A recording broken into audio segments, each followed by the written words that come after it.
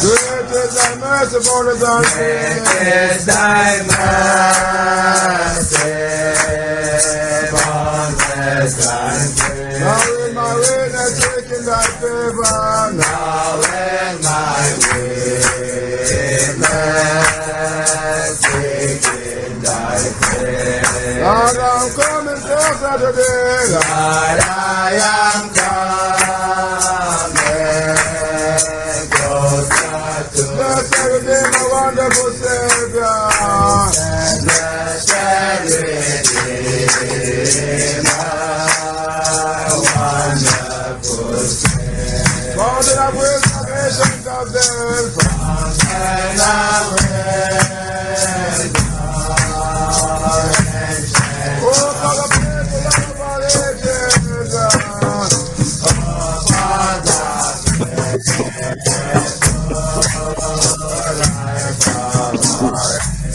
Jesus, my Savior, give me thy praise.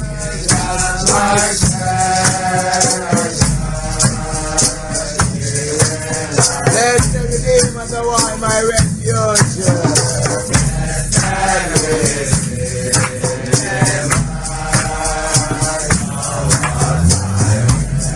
All that I want to sleep, I shall be.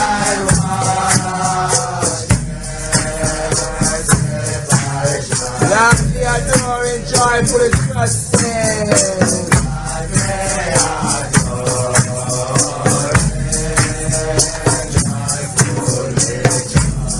Still I am coming closer today. I am coming. Blessed Redeemer, wonderful Savior.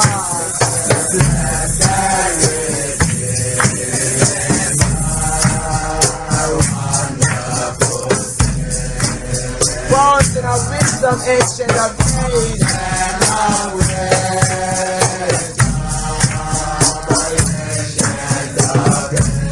Oh, for the faithful light born ages.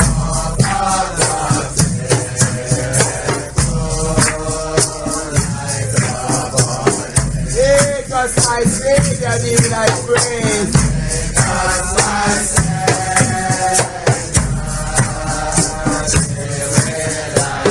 Blessed Redeemer, praise and defender.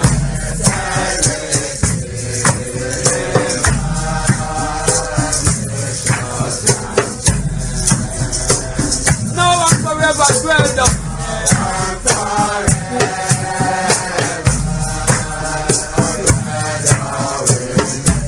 No, my protection, shield and defender.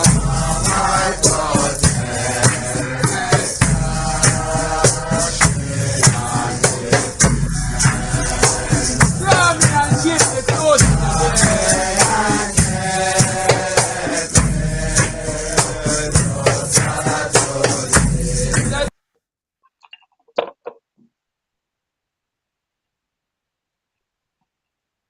Majesty bless. Honorable Chair. My Lord and Empress, Rastafari bless. Give thanks for life and the life giver. Call for virtual reverence to the virtual courts of Rastafari.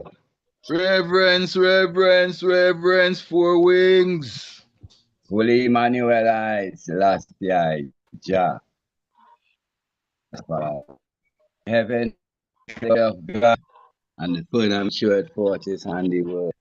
They uttered speech, night unto night, should knowledge. There is no voice, there is no speech, no language, where voice is not heard to black Christ. Holy Emmanuel, I, Selassie, Rastafari. Behold, how good and how pleasant it is for us, brethren and sisters, to dwell together in unity and love. It's like the precious ointment upon our head went down onto our beard. Even beard that went down to the skirt of his garments. As the dew of Hermon as the sun upon the mountain of Zion. For may the Lord commanded his majesty blessings, even life and love forevermore.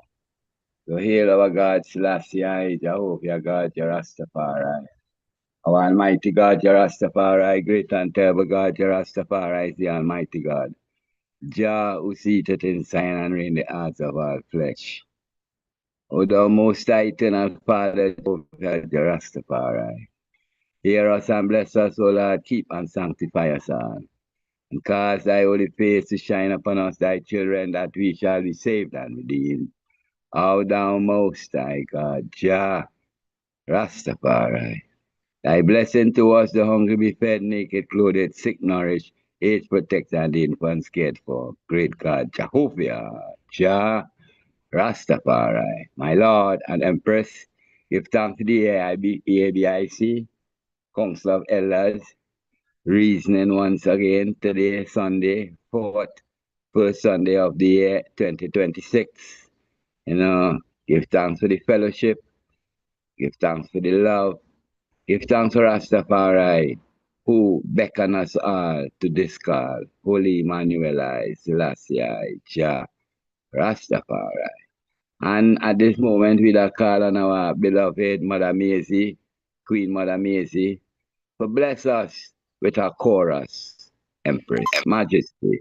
Must say our phone go on lower. That for me, you hear? I Yes, can't hear. mama. Yes, mama. Yes, mama. Got you. Someone can fill in for mama. Honorable Priest Adigan, how you singing voices?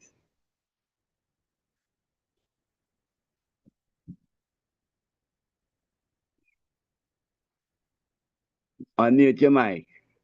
My Lord Majesty.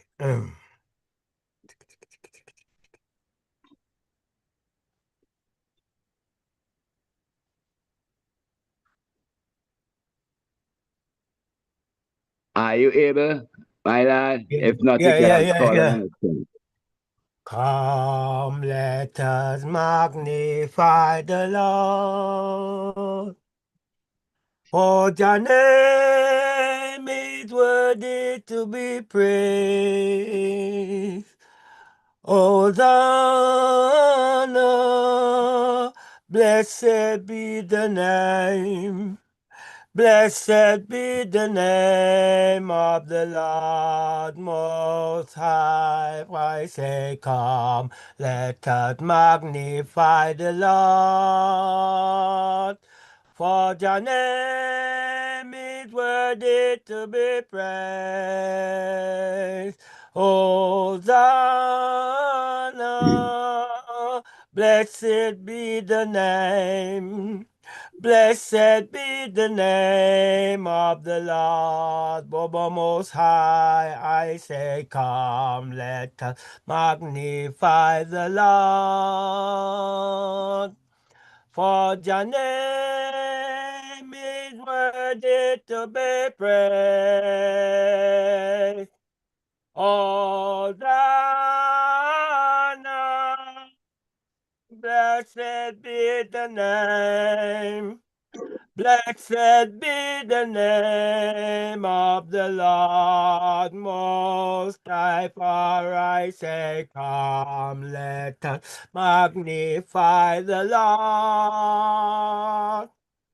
For your name is worthy to be praised. Hosanna, blessed be the name. Blessed be the name of the Lord Most High. In a holy Mount Zion, Zion, Zion, I, Lord, holy Mount Zion. The Iron Selassie Jah, Rastafari, Rastafari. Lord, and great is the name to be praised. In the city of our God, in the mountain of holiness, a beautiful for situation. Job the whole earth is Mount Zion on the side of the north, city of the great King, Emperor Selassie, Jah, Yeah. Rastafari, Rastafari. from God, Jah Rastafari, Sila, Sila. Selassie, Jah. Yeah. Rastafari, Haile Rastafari. Selassie, Jah, Rastafari, my Lord and Rastafari. Empress, Prince and Princess, God and Goddess blessed, my Lord. Give thanks. Honorable Majesty, give thanks, my Lord. Glad as we are moving on with such a inspirational chorus from the historian, we call on the Honorable Priest Rasavana to give us a welcoming word. Honorable Priest, my Lord. My Lord and Empress, give thanks. First of all, and I want to give thanks to the Ethiopia Africa Black International Congress and True Divine Church of Salvation. Yeah, we give thanks for the founder, most of all, the Right Honorable King Emmanuel Charles Edward, the Black Christ, Holy Emmanuel I Selassie, Selassie, Jah, Ras. Rastafari. Yeah, we give thanks for life above all things. We do give thanks to be here in what they call a new year, a new Gregorian calendar year. Give thanks for the guidance and protection going through, from January of 2025 to this moment.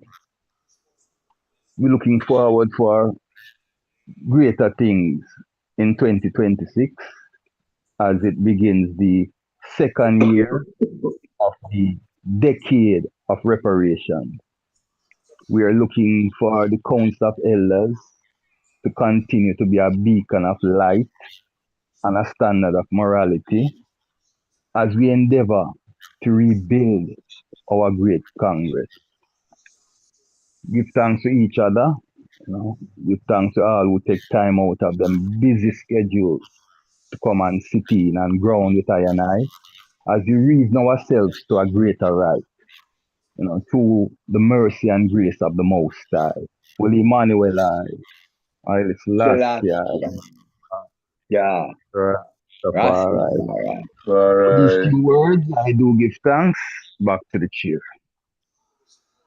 Honorable Priest, my Lord, glorify such inspirational words. And we call on the Honorable Empress Trisha, our royal tech, to give us the roll call and inspirational word moving forward. Royal tech, Blessed love, my Lord and Empress. Blessings for all Majesty, things already said and the protocol established. Give thanks for all loved ones in Christ who has taken their time to be here with I and those to come. Honorable the roll call for today, January 4th, 2026. Honorable Priest Aimsley. Majesty bless. Honorable Priest Rasavana. Present, royal family, give thanks. Honorable Priest Earl. And perfect love royal family. Honorable Priest Adigan.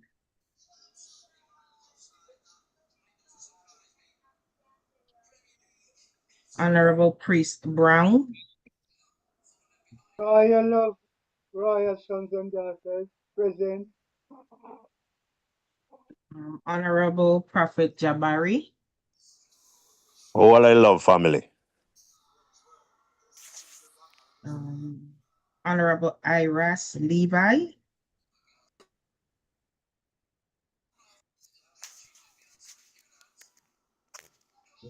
We also have a Motorola. Yes, Rastafari bless. Blessed. We also have Motorola 2024. My Lord and Empress, if the item they call me name, my man didn't move for a little while. Present. Yes, Majesty. Yes, sir. Honorable Queen Mother Miriam. Blessed love, hope you hear me. Blessing. Yes, we can. Honorable Yes, Mama. Empress Miriam from South Africa. Blessed love. Blessed. And myself, Honorable Empress Tricia. Let the records reflect that there are 11 members present at the beginning of today's reasoning. My Lord and Empress, today's inspiration comes from our beloved Queen Sister Ayanla Van Zandt, Acts of Faith. And I'll be reading one from the December 31st. Your crown has been bought and paid for. All you must do is put it on your head. James Baldwin. There is nothing you need that you do not already have. There is nothing you need to know that you do not already know. There is nothing you want that does not already exist. There is nothing that exists that is too good for you. There is nothing anyone has that you cannot have. There is nothing more powerful, more intelligent, more sacred than you. You are the stuff life is made of. You are the essence of life. You have been chosen at this time, in this place, to be among the living. You come from a long line of successful living beings. You are one of the kings. Well, they have kids here, angels. Yes. Born into the world to inherit the kingdom. You're equipped to handle anything. You live by grace, built by love. You are the cause and the reason of everything you see. You are one with the source. You are creative. You are alive. What else could possibly matter? Today, I claim my divine inheritance. Reflection. Are you ready to claim your crown? You are now the ruler of your kingdom and queendom.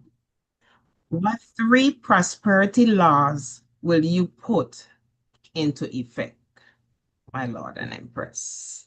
And I would read from January 3rd, don't be afraid to look at your fate at your faults. It is a Yoruba proverb, I'm sorry. Don't be afraid to look at your faults, a Yoruba proverb. Even though we know there is always room for improvement, we tend to shy away from criticism. Our egos tell us we are being attacked, and quite naturally, we want to strike back. In order to be whole, healthy beings, we need to know all there is to know about ourselves. Sometimes that information must come from others. This may mean admitting that we are not always right, and knowing it is okay to make a mistake. A mistake, an error, a poor choice, or a bad decision does not equal there is something wrong with me. It means you are on your way to being better. We do not make mistakes on the basis of race or color. We make them because we are human. When we acknowledge our errors and face up to our shortcomings, no one can use them against us. I am not afraid to admit when I am wrong. Reflection. Did you make a mistake today that you'd like to fix? Step 1, forgive yourself. My Lord and Empress. I love that. Blessed love. Majesty, bless Honorable Empress. I would so go ahead. No, finish your statement and then I'll go forward. It's a very good thing to learn to forgive yourself and to be the most critique of your own self. When you lie down in solitude with yourself of self at least with that one person, be honest to yourself and admit your shortcomings. So that way, when a person tell you you make a wrong move, you ain't gonna feel too bad, because you're done accustomed telling yourself when you do make a wrong move. So if the next one I will come tell yeah, give thanks, yeah, you'll be able to accept it, and move on, seeing that the intention of that action is to really improve you and make you a better person. Majesty bless, Honorable Empress, can go on. Give thanks, Majesty, Rastafari great. The mission statement of the Council of Elders. The sole mission of the Elders Council, the Council of Elders, is to be the moral compass of the Ethiopia Africa Black International Congress, the EABIC. This entails observing the administration of the Congress and assuring that all businesses are done in an ethical manner. The Elder Council will focus as an ethics committee in its essence, bringing order and justice to the membership. The Council of Elders is a formal advisory board structure that brings value-driven insight. To the chair, correction. You said council will focus its function. Just start over, Empress. I know what I said. I know exactly what I said. Yeah, just start over. Just reread the Empress, please. Thank you. The mission statement of the Council of Elders. And the reason why I read it that way is because we changed the name from Elders Council to Council of Elders. The sole mission of, and I'll read it as it is. The sole mission of the Elders Council is to be the moral compass of the EABIC. This entails observing the administration of the Congress and assuring that all businesses are done in an ethical manner. The Elders Council will function as an ethics committee in its essence, bringing order and justice to the membership.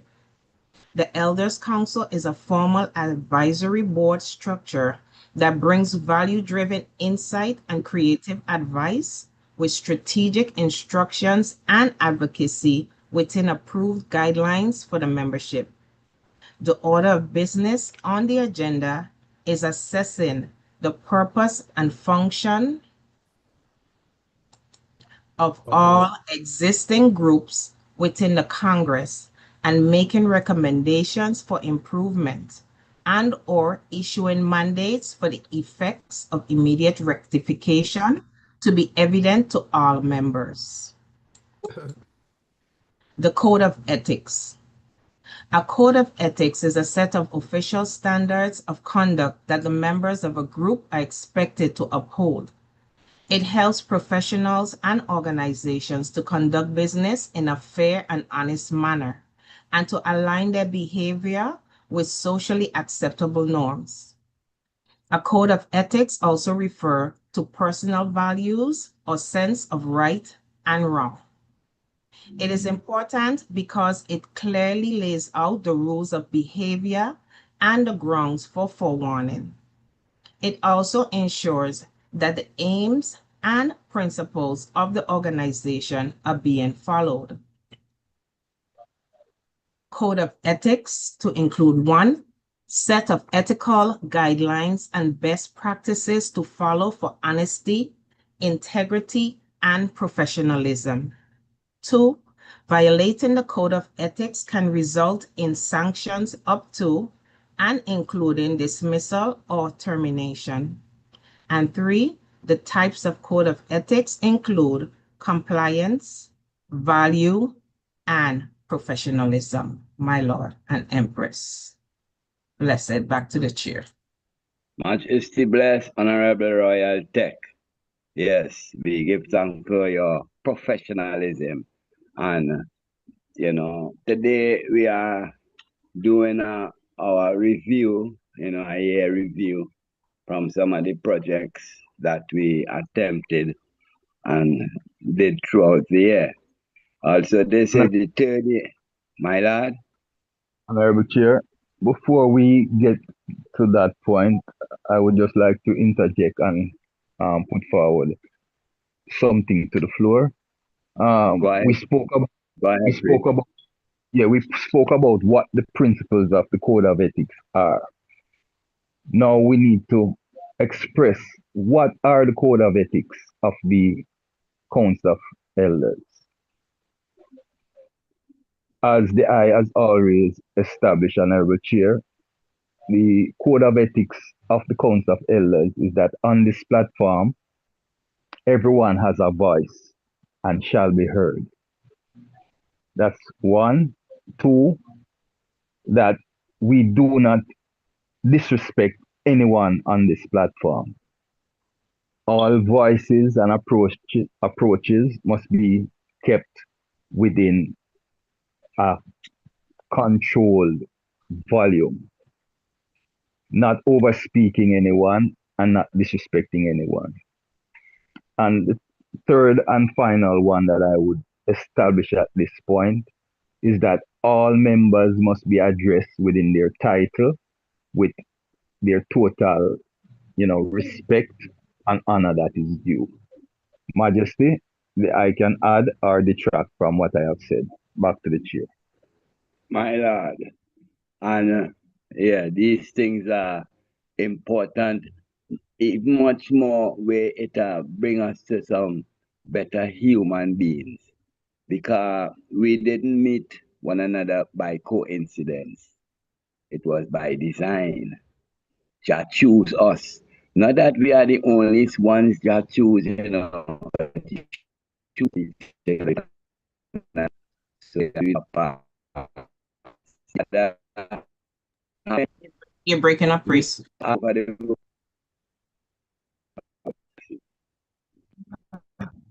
Yeah. Any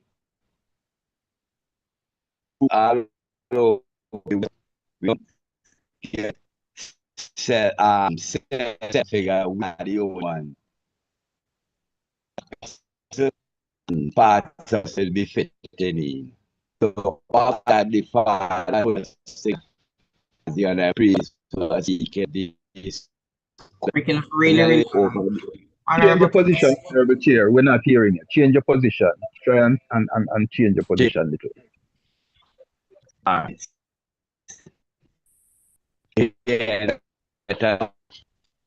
You're coming through, but you're coming through muffled, broken up.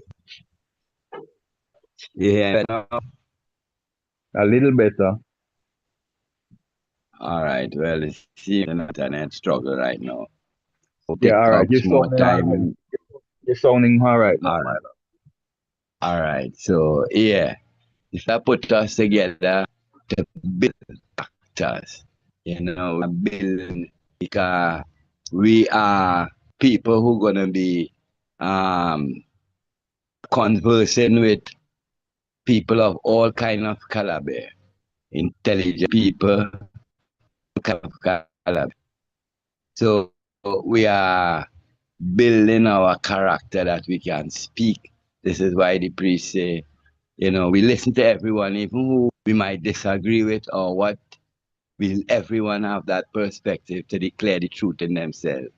A false perceptive will only be it will be real until the true perspective is presented. Yes, sir. So we do give thanks, my Lord Empress, and we're looking forward to go through the year's review. This is the third year that the Council of Elders have been on this platform. So we welcome all ones who now come in, who have been here, and who continue to be here. And the Father moves in a mysterious ways, His wonders to perform. So let us learn the lessons that He intended for us by coming together and knowing one another. I, Selassie, Jah, Rastafari. So we shape in character through conscious minds, and when you have a conscious mind, you realize it's not you alone, everybody have a perspective. So the proper thing is to listen more to each other.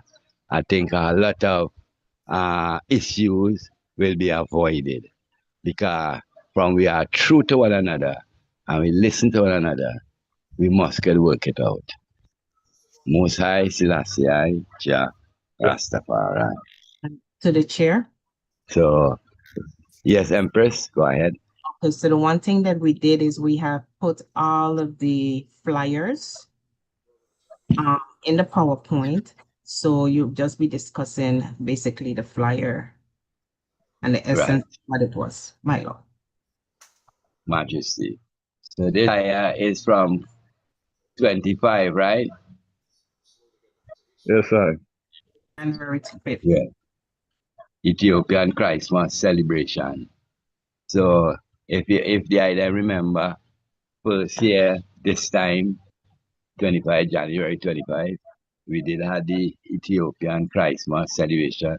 And one of the things we established was, as much as we say it's the 7th of January, the same way how Ethiopia does celebrate their own, the context of what we approach the Christmas is different to the babe in the manger. And we see it where we celebrate the birth of earth. Not that the 7th was that the day earth was created, but we glorify the earth, we glorify the universe. So this was a day we say, the man show we say, it's the birth of earth we celebrated, or the universe and all its manifestation. And we did look back and look forward and see the different celebrations throughout Africa. So with such a clearance, may that open the floor for anyone who would have something to say of that past celebrations that we had, my Lord and Empress. Majesty bless through the chair. My Lord. Yes, Majesty, just to chime in on what I said, yeah, we do not highlight the nativity aspect of Christmas. It's a symbolic, our Father established the symbolism of it, because everyone knows, the real truth. As we say, we are here to profess truth and to establish truth. And the truth of the matter is that there is no historical record of any deity being born around that time period. So it is a symbolic celebration all across the board, from the white Xmas to the Christmas to the Christmas. Is all symbolic. And what does that mean? That doesn't mean that it doesn't have value. What it means is that it is not a literal exercise, meaning because no one was born on the 25th of December as a Christ scene, reverencing that moment can only be symbolic to say, well, what we are doing is reflecting on the moment when Christ did come into creation. And as historians know, there is no reference date in the scriptures. There is no date. The only thing you can do to kind of figure it out is by the references to the atmosphere and the temperature and the vibes at that time, knowing that they tell you about the wise man them traveling and how the sky was and how they saw the star and all of those things. You can surmise, what time of the year it might have been, but there is no factual date that has been established. So it makes it a symbolic reference. So our Father taught us that for it to have value for I and I, we will look at it as the birth of the earth. The teaching is that in 6 days, the Father created the earth, and the 7th day he rested. Seeing? So the whole 7th is that reflection, reflecting on the blessings of life that was created by the Almighty, Most High, Holy Emmanuel, Haile Selassie, Jah Rastafari. Back to the chair. To the chair. My Lord, Honorable Empress. So one of the things that we did mention at that time, in our giving information to the house or to ones, is that the message of salvation and the humanistic values offer a far more valuable assets to assist in the efforts of people to coexist harmoniously. Mantras such as "do unto others as you would have them do unto you" are proven means of experiencing the Christ-like love and compassion our ancestors were imparting in their theology. Faith in the internal force and the acknowledgement of the omnipotence of the Creator is the main source of reality that fosters harmony. Competing to establish whose religion is the right one and which ethnicity is supreme is a fruitless endeavor, being that all life on earth is a creation of the greater powerful force that controls the existence of life. The formula for coexistence is the most important understanding humans can achieve. Blessed love. Majesty bless. So we see the words, that's why, we hear the words. It ain't to say we better than no one, but we are doing our best with what Jah show us. And we try to see the best in people round and about us, because he lives in our flesh. I see our Honorable Priest Adigan have up his hand. My Lord. Yes, my Lord and Empress, Prince and Princess, God and God is blessed. Do give thanks for another day of reasoning, another Sunday. Give thanks to be in the congregation of saints and apostles of Christ. Give thanks for the Ethiopia Africa Black International Congress True Church of Divine Salvation, Most High, Haile Selassie, Jah, Rastafari. Welcome again and welcome again. So, in Ethiopia, such time is recognized as Christmas, 7th of January, and I want to refer to it as Ethiopian Christmas. I know even Priest Dougie has covered this in some of his articles. The Eastern or the Orthodox faiths celebrate the 7th of January down to Russia, Greece.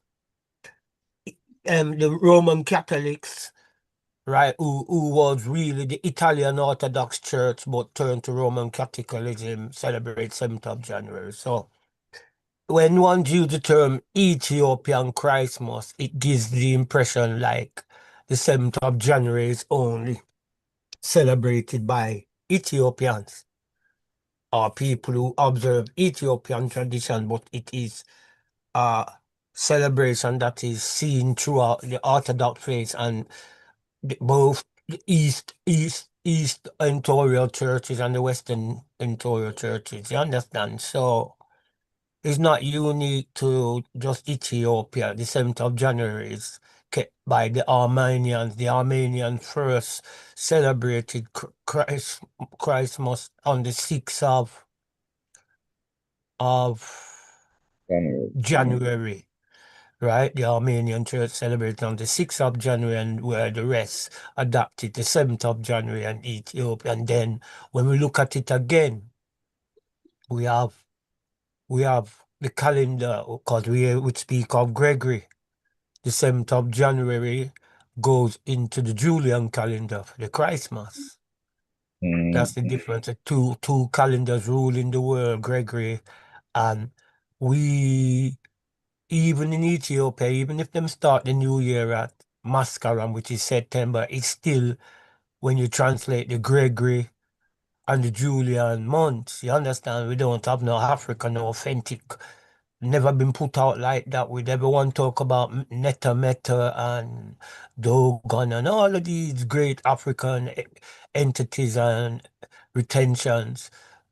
I don't see an authentic African calendar come out, marked out. We're still going off of this Gregory and Julian, but such is life, we have with us. maneuver and know say yeah, things come from us, but we have to know the greater source. But you know, like me say, the 7th of January, many churches throughout the world. And like I say, I observe it different, even in Ethiopia. It's not always looked upon as the birth. But what I realized, even though we say that, we still in our celebrations adopt some of the songs what they will even sing in the Christian church, even though we sing them in the Rastafari manner, like Joy to the World and While Shepherds, you know, we sing these choruses, you understand? So while we're not looking at the nativity, sometimes we do sing the songs what surround the nativity. You understand? But it's just an understanding, my Lord and Empress, you know? And And Yes, love sir. the Rastafari. Lord and Empress. Bless Blessed. Rastafari. Chair, Floyd, I would call upon, yeah, I would call upon the chair as we acknowledge one of our esteemed elder that just came in, Honorable Empress Lily May. Blessed love, Mama. Give thanks for the eye coming in. Majesty bless. True. Yes, my Lord. Back to the chair. Rastafari. Blessed love and praise Billy May. Give thanks for your coming in all the way from Ethiopia. Honorable Priest Earl, do you hear your voice? Only when the answer the roll call. Honorable Priest Earl. The floor is open then, my Lord and Empress. For the chair. Yes, Honorable Empress. One of the other things that the Council of Elders have done is have created, look at the screen, these flyers, I guess we'll call it, newsletters, like newsletters. On January of 2025, we have put out a Rastafari News, Emancipating the Minds, that spoke about the African Union Year of Reparations 2025 and the Year in Review 2024. So that was one of the things. So throughout the entire program, you're going to see these flyers, different flyers that the Honorable Priest Rasavana has taken on in his position and bring out for the Council of Elders, my Lord and Empress. So, Priest, you can talk about it if you so choose. To the chair. One thing. Yeah, please go ahead. One thing I would like to establish before we even get into the bulletin is that, you know, as you hear the Council of Elders, we represent the Ethiopia Africa Black International Congress. We are no different. We are not a different entity from the Congress. You know, sometimes it kind of want to come in like that because of attitudes of ones, you know. So I just want to make that clear. When we speak and what we do is on behalf of the entire Congress. It is not for any individual, clique, group, or whatever. It's just bringing forth information and bringing forth truths to the family, to the entire family. See, this is not an organization. We are not a clique. We are not a splintered group or anything.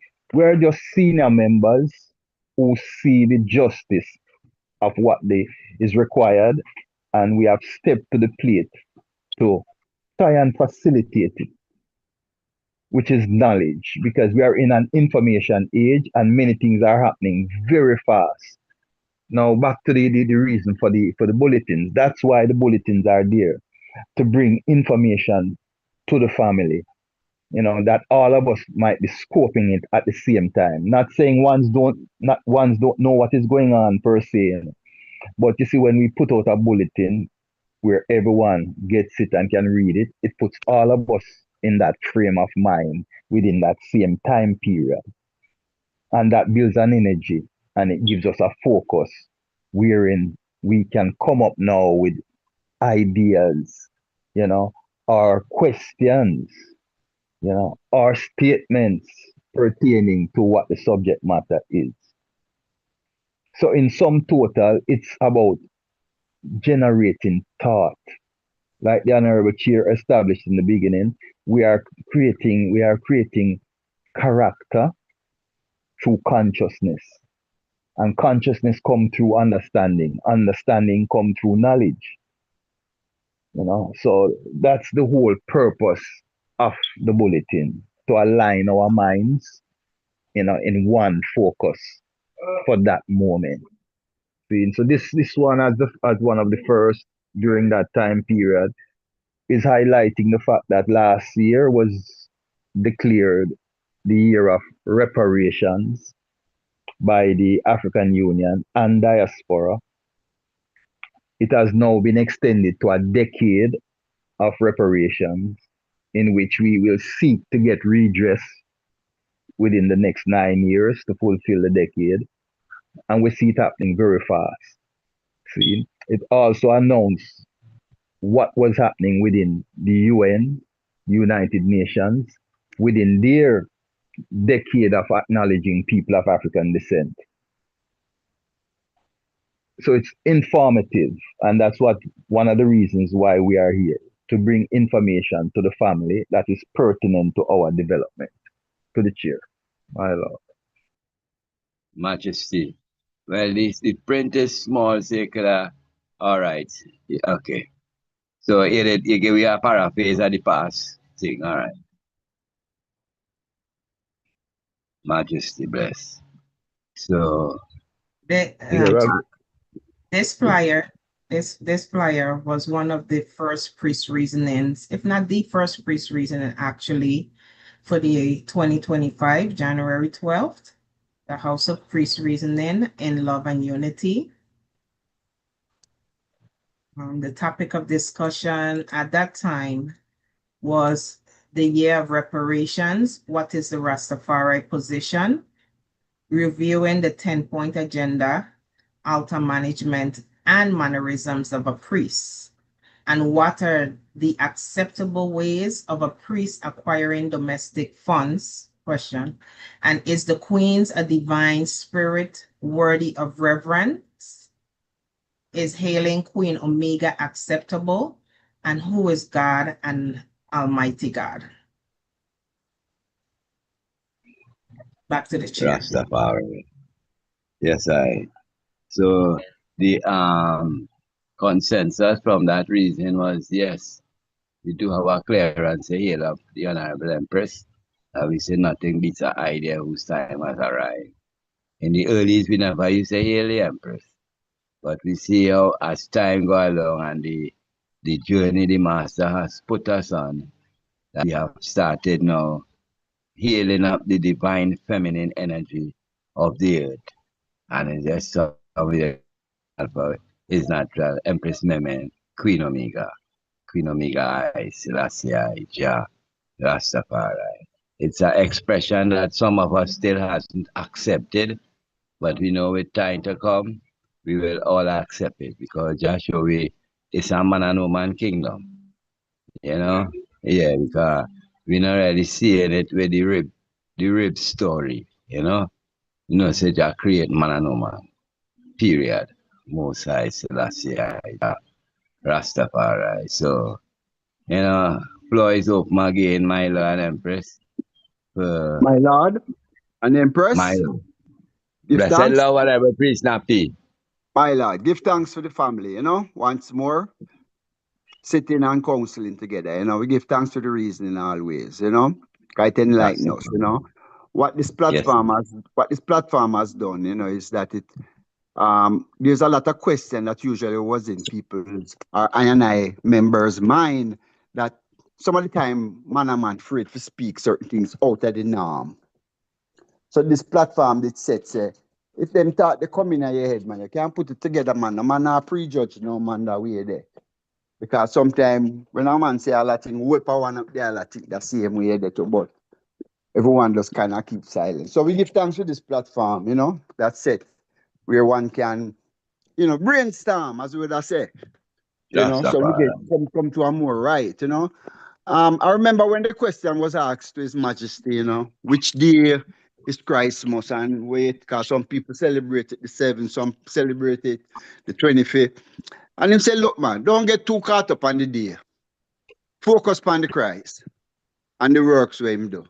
Don't get too specific sometimes. Because sometimes you get too specific and it mash up the thing sometimes. You know, and the fact of the matter is none of it did their own at them time there. So we just a year from second, third, and all them kind of weighted differently. You know, and as you know, man always have a ego thing a go on with him that sometimes a man a push for him own program too. And you don't know how that get in the history book sometime too. You know me I deal with and we are fall upon it. So it's much as to try to tell you, say, look, not get too specific on a lot of things. Try to stay on more general. Know so that the Christ the trod and where him they stand for and make sure say we walk and show forth that the light within our life. You know what I mean? So that is really where I think where Christ must mean to I and I. You know what I mean? Yeah, when I get too specific on it, per se, my lord. We can't talk about it and them way there, you know, but as the man says, sometimes, you know, it may lick up the thing sometimes too, you know what I mean? That's why the man said, lean not upon thine own understanding, you know? So, I have an idea. Give thanks. More to say, but as we go along, I will come in. Give thanks, Majesty. Honorable Priest Nappy, yes, my lord, do give thanks for your word. You know, as the man, as priests are saying, you know, that we more concentrate on the contents, you know, yeah, what it entails, the whole package, and how we can take that package and use it for ourselves and each other to make all of us in a better place. My Lord. So Anyone else? You want to hear just anyone one else? voice? Yeah. We want interaction, you know. Tell me your thoughts. Don't figure say, well, you know, this might not take. Tell us what the God in you. That's what we're doing on this platform, you know. We hearkening to the God in our flesh. And we will, and two, when we honestly hearken to him, we will see the commonality of each other. You know? Because we are on the same page. So the floor is open, my Lord and Empress. Even from those other reasons going forward. What do I them think? Any thoughts? Any comments? You know, references? My Lord and Empress. Honorable Chair. Honorable. Bless the Lord. Hold on. Who is that? Who is that? Priest That's Priest Salami. Salam now. Oh, my Lord. Give thanks to hear the eye voice, my Lord. It's been such a while. We have missed the eye greatly. Give thanks to hear the eye in this Gregorian year. Yes, my Lord. Freedom. Yes, I missed Speak, the my eye Lord. same way I got a phone problem. I know I got phone problem. That's my phone was showing up as Motorola.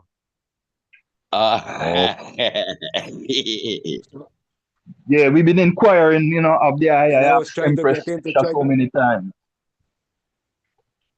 Yeah, I know. I've been trying to get on the site for a while now. But I had to erase everything off my phone, and just yesterday again I had to go do the same thing. Right now my phone showing file toolbox install, clean. Find that I will. Yep. So you need to clean up some kind of how. Well, we give thanks, my Lord. We give thanks to your eye. No matter, we're always going to have challenges, but we give thanks to your eye, and we will share in the eye challenge and send forward good energy towards the eye so the eye can conquer it. Give thanks to the eye coming in. Give thanks for that, you know. Give thanks for the energy the same way. I got a son there being in a bad accident there in California there. He had a crash with a semi truck. He was driving a car and the semi truck hit him, ejected out the car, broke his 2 legs, 2 wrists. Knock out about 3 teeth. He some big gash from his hip go down his leg. He been in surgery there a number of hours there. But he talking well and strong. He giving thanks for life. He asked me to sing some choruses for him. I sing some chorus for him and he started to cry and say the chorus them healing his bones. Rasta. Yes, sir. Yeah. Well, we'll send out the healing blessing, my Lord. We'll send out that healing love, because that's what we are here for, to love one another. Yeah, give thanks to be back again. I still got to fix the phone. They still carry me through stuff. I've been trying to get in, and when you look again to clean, and I trying to get to the mic and can't get to the mic, and it's like a back and forth. So once I get in, I say, well, let me give me word there. Well, now concerning the brethren there who I make out strong there, like I don't usually tell people, when a baby born, they say he's 1 day. The next day, they say he's 2 days. So if you bought the bin in January 4th or January the 1st, you know, let's say you're 60 and 3 days old. That's how they come to baby them. So your birthday never late. Because if you 60 plus a day plus 2 days, a month, I go a long way. And concerning concerning December 25th, you know what knowledge I've come across with the Honorable George G. Jackson. He said that if I remember good, he said December 25th was Heru's birthday. And he said that the Africans used to celebrate the Festival of Lights because it's the winter solstice. The sun going from one end of the earth to the other end, which they call in the birth of the sun. You see, because they're going through a cycle. So it all link up even into January and February with the same Festival of Lights is what they used to celebrate in Egypt, according to George G. Jackson. But what the Honorable said that the Emperor said, that's the main thing there, that you just celebrate in the spirit of Christ, because we know who Christ is. Give thanks. Thanks to the Royal House. Give thanks for being here again with the house, you know. Heart of love. Right. And our love and healing balm go out to your son, my Lord. You know? 7-4. Rastafari. So, Honorable Priest Priest Earl, my Lord. Yeah, man, royal family, you know me. I got through a little flu still, but you know, yeah, as the honorable priest Nappy say, because of that King Emmanuel said too. You know, yeah, King Emmanuel said when you go on the road, you know, show the people yourself that they are the Christ. You see, so yes, you say 12 different zodiac sign, a matter of fact 13. You see, so each month rule one of the zodiac sign. But everyone where they are so brand pan a different zodiac sign. And if Christ is say, we will show them, you know, their self. Because the program we see in front of us with the people, the hypnotizing with every type of commercial, every type of program. Sometimes it is so deep. You see it? Yes. And we don't see say, you know, everything is just a trap for trappy people, you know what I mean? Yeah, man, so King Emmanuel, they say, when you go a road, don't tell the people, because you know it, you know, the culture is, yeah, man, they are be and things like that, you know. So just so enough, do that, just show people have their self, that their temple, the living temple of the Christ, you know what I mean? So, yeah, man, that they are not a priest, so, you know, each individual, man, carry the title, just like how we that speak about the priest that speak about the title, honorable priest, honorable empress, you know. So each individual carry that title of the Christ. We are going to span upon a different zodiac sign, but the man never leave out none. At them come leave out one and say 12, but a Christ and him 12 disciples. So we should say 13, you know, one perfect love, right? My Lord. Honorable priest, give thanks, you know. Because it is at time, I think was last year or year before, which part some people in Ethiopia was kind of protesting that we hail our woman by the title of Empress. Because they would say, well, Empress is only for a ruler.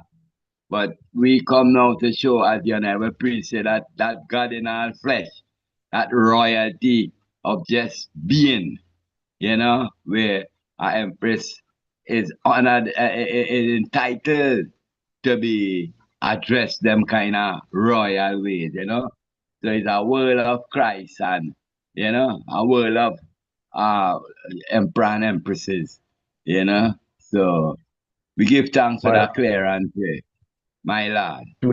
Floor To is the chair. open. To Yeah. the chair. You just open up a whole reasoning there, So from you open it up, you don't know, you're gonna run through the door. Now that Going right. reasoning, that reasoning there with the ones them from Ethiopia, it wasn't new. We have had it with them before, and I've had it with them before, and over time now I kind of come to understand certain things because at first I was very defensive, in regards to I and I having the freedom to use those titles as we use them. But there's always two different views, and again, that's why we are here to share different views and to learn from one another. So I learned something, and I'm going to share it with the family. The Royal Empress was saying that it's not that she is adamantly against Rastafari and one's using the title the way we use it, but we must look at the reality of the title. We tend to devalue our own standards, and I totally understand what she's saying, because in this liberty here, man and man don't know how to use the titles. They call every female an empress. There are stages in life. There are ranks, as you call them, and an empress rank is one of the highest level among the female. But we as Rastafari, because we are trying to feed and touch the greatest aspect of each individual, we endear them with titles. But sometimes, like the Empress was trying to explain, we use them out of context. Because a female that is not married, doesn't have children, she's not a queen yet, she's still a princess. We can't call her a queen. If we're going to use these things properly, we have to know how to use them. She becomes a queen now when she is aligned with a king having a family. She step up her line now to that level. See? It's ranks is what they were trying to say, and that by us just using it willy-nilly, we devalue the sentiment of it. See? So I just want the family to look at that aspect of it too, and don't just hold on to our sentiment, but look at what they are saying. Because originally in the Ethiopian realm, Empress is applied to just a certain set of ones. And we're not looking from the hierarchy level now either. It's not the hierarchy or station or status we're talking about. See? But you have to have an order. It's a chain of command. See? And Empress is applied to a monarchy, wherein you have many chiefs, many queens, many kings. When you reach the emperor and empress level, it's a different category. So we need to understand these things too as well. So when we are challenged, we will be able to address it properly and not out of sentiment and not just out of pride, just defending, just to defend. My Lord and Empress. My Lord, Majesty. Floor is open. Anyone have any thoughts towards that? I've read the royal priest. Yeah. Yes, Honorable. Yeah, 7 Mile of Black Star Line. I don't know him sister name, but I saw she come up at the yard, Yes. The Rasavana, you're supposed to know me at that, right? Sister Aisha. Yeah. Sister Aisha. Fredlock. Mm-hmm. Yeah, Fredlock sister there. Yeah, And man, when she sister. said she love, yeah, when she said she love about the Bubba, big up the woman them and call them empress. So I find out say Bubba is lead, you know, in that area. Because most Rasta call them woman daughter, you know. Yes, daughter this, daughter that. Yes, even till today, I hear that word amongst the ones down at the beach. You know what I mean? Yeah, so it was Bubba who came with that because when I come, I never hear that word as a youth in the world. I more than hear about Queen, you see? And yet I see Rasta woman say she don't want to be called by Queen because when them judge, you know, the Queen them of England, they do so much wicked work that them don't want to associate. So you call them Queen, you know what I mean? Yes, so so it was Bubba directly come with the Empress, I don't know. But when I come here, that Bubba me here with it, that it kinda even give me a little struggle at the first moment to even speak the word, you know what I mean? Yes. So one purpose. My lord. Yeah, Bobo. Bobo, the first time we are addressing the Empress like Empress. You know, cause as you say, a daughter, the big house, cause before me let Bobo, a big me used to try and a daughter, not even much so queen, but a daughter, so we get chance for that, and the god and goddess trad where Emma have us on, we see that I didn't use the title frivolous because he demanded a certain respect or behavior pattern when you get title as Empress, So we get thanks for the black rice. Empress Maisie, you have anything to say? I think I did hear your voice.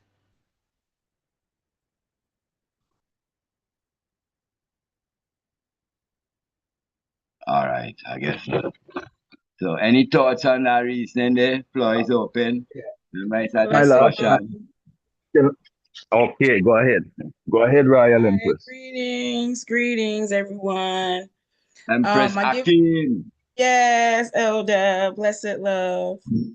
Oh gosh, so many things are going through my mind, but I will touch on this point since we were just discussing the term queen, and before I looked it up again, it's been a minute since I looked up the etymology, the origin of the word. I once came across someone who had mentioned that the term itself was a derogatory term, not a very positive term, and so that it meant a promiscuous woman. And so I said, let me take a look real quick. So while we were discussing, I looked it up, and I've never seen this before. So we usually spell the word queen Queen, but there's another way to write it, and it gives it a different definition, but Quean. And so the difference is that historically, a queen is defined as a impudent or ill-behaved girl or woman, often suggesting disreputable or promiscuous behavior. And that is Quean.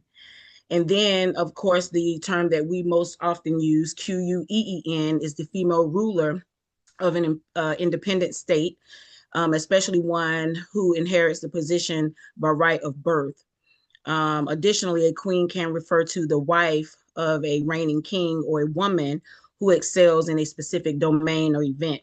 And I just overall, when I think about the English language, that us as a people looking to Sankofa to go back and gain our knowledge of self, we are still using the spelling of the colonizers' language. And so it's going to take us so much more time that I think it's now time for us to really start organizing, coming together. We do it here every Sunday, of course, because we have very versed elders who study and bring knowledge, you know, that ones don't have or haven't had on the platform for us to learn. But because of our trauma as a people, we are having to go so far back, and our culture is so vast, so many languages, so many tribes, so many, you know, different ways of doing things, that it's going to take us some time to really get that knowledge again. And that's what I love so much about Rastafari, is that taking words that we have used and changing them. Even the word blessed, I've been hearing recently that means to be less. I haven't come across that definition, but ones are saying that is a term that we shouldn't use. And so I just wanted us to like think about just the terms that we use overall. And it's so important that we maybe, you know, I think it had been mentioned maybe last Sunday, about learning some of our languages. Kiswahili is one that doesn't seem so difficult. And I have been reintroducing myself to the language again, that we pick, you know, a language or languages that we bring forth and try to learn those languages again, so that we can come out of the spell of the Eurocentric mindset and you know, defining of things. And the other thing that I wanted to talk about was the inclusion of the woman in you know, as in a way of not being able to hail her, or that is taboo. That too is a Eurocentric mindset, you know, because again, and even in the knowledge that we're gaining, we have to give ourselves the grace, I would say, in coming out of this mindset, because really and truly we are still sort of in that bubble of the brainwashing. You know, even though we have knowledge of self as Africans, and you know, we're learning more about our spirituality, we must truly understand that we are still stuck in some silos. So for ones to say, well, I don't want to give reverence to, you know, the Empress, that is a Eurocentric mindset, because really and truly a lot of our cultures, African cultures, the women were the ones that really I would say govern, for lack of a better term, our cultures.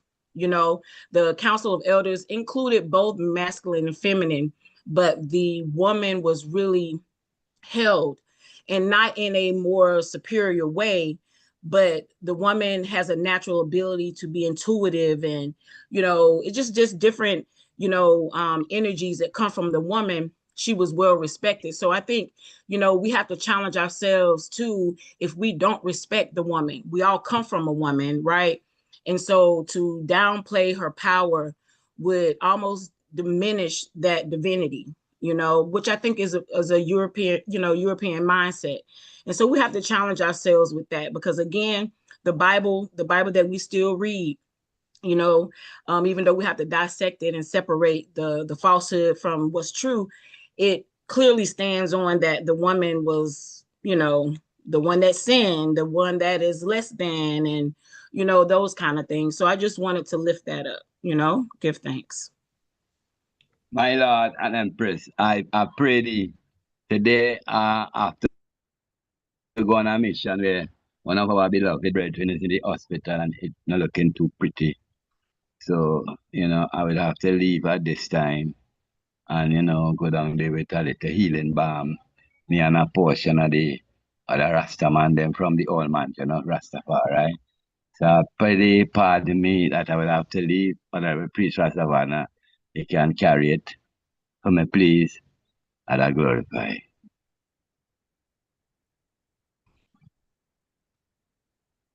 My Lord. Yes, family. Yes, my Lord. Give thanks. Glorify you. Yes, my Lord. Yeah. Safe travels.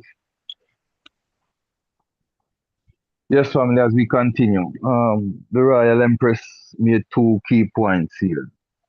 Before you move forward, Chris. Yes, Empress. Because we have a lot of things to cover. We need to put time limit. Yes, I. So as we wrap up, you know, the Empress said 2 key factors here: spell, language. You know, we're still using the enslavers' language to try and cast our spell, you know, and it's a key factor. You know, we might, you know, change up things a little in our interpreting it, you know, like say from the altar when we read something, we will interpret it in a more Afrocentric way, you know, but it's a key factor. If we are trying to cast spells, you know, it's the spells of our ancestors that we knew had the power that they had and impacted the world in the way that they did. Yeah, we would have to get back to that language, you know, we'd have to get back to that understanding of our African language. So I totally agree with the Empress. Using the Eurocentric language to cast our African spells is part of the problem why we are struggling the way we are, why our magic don't seem to be working the way it should.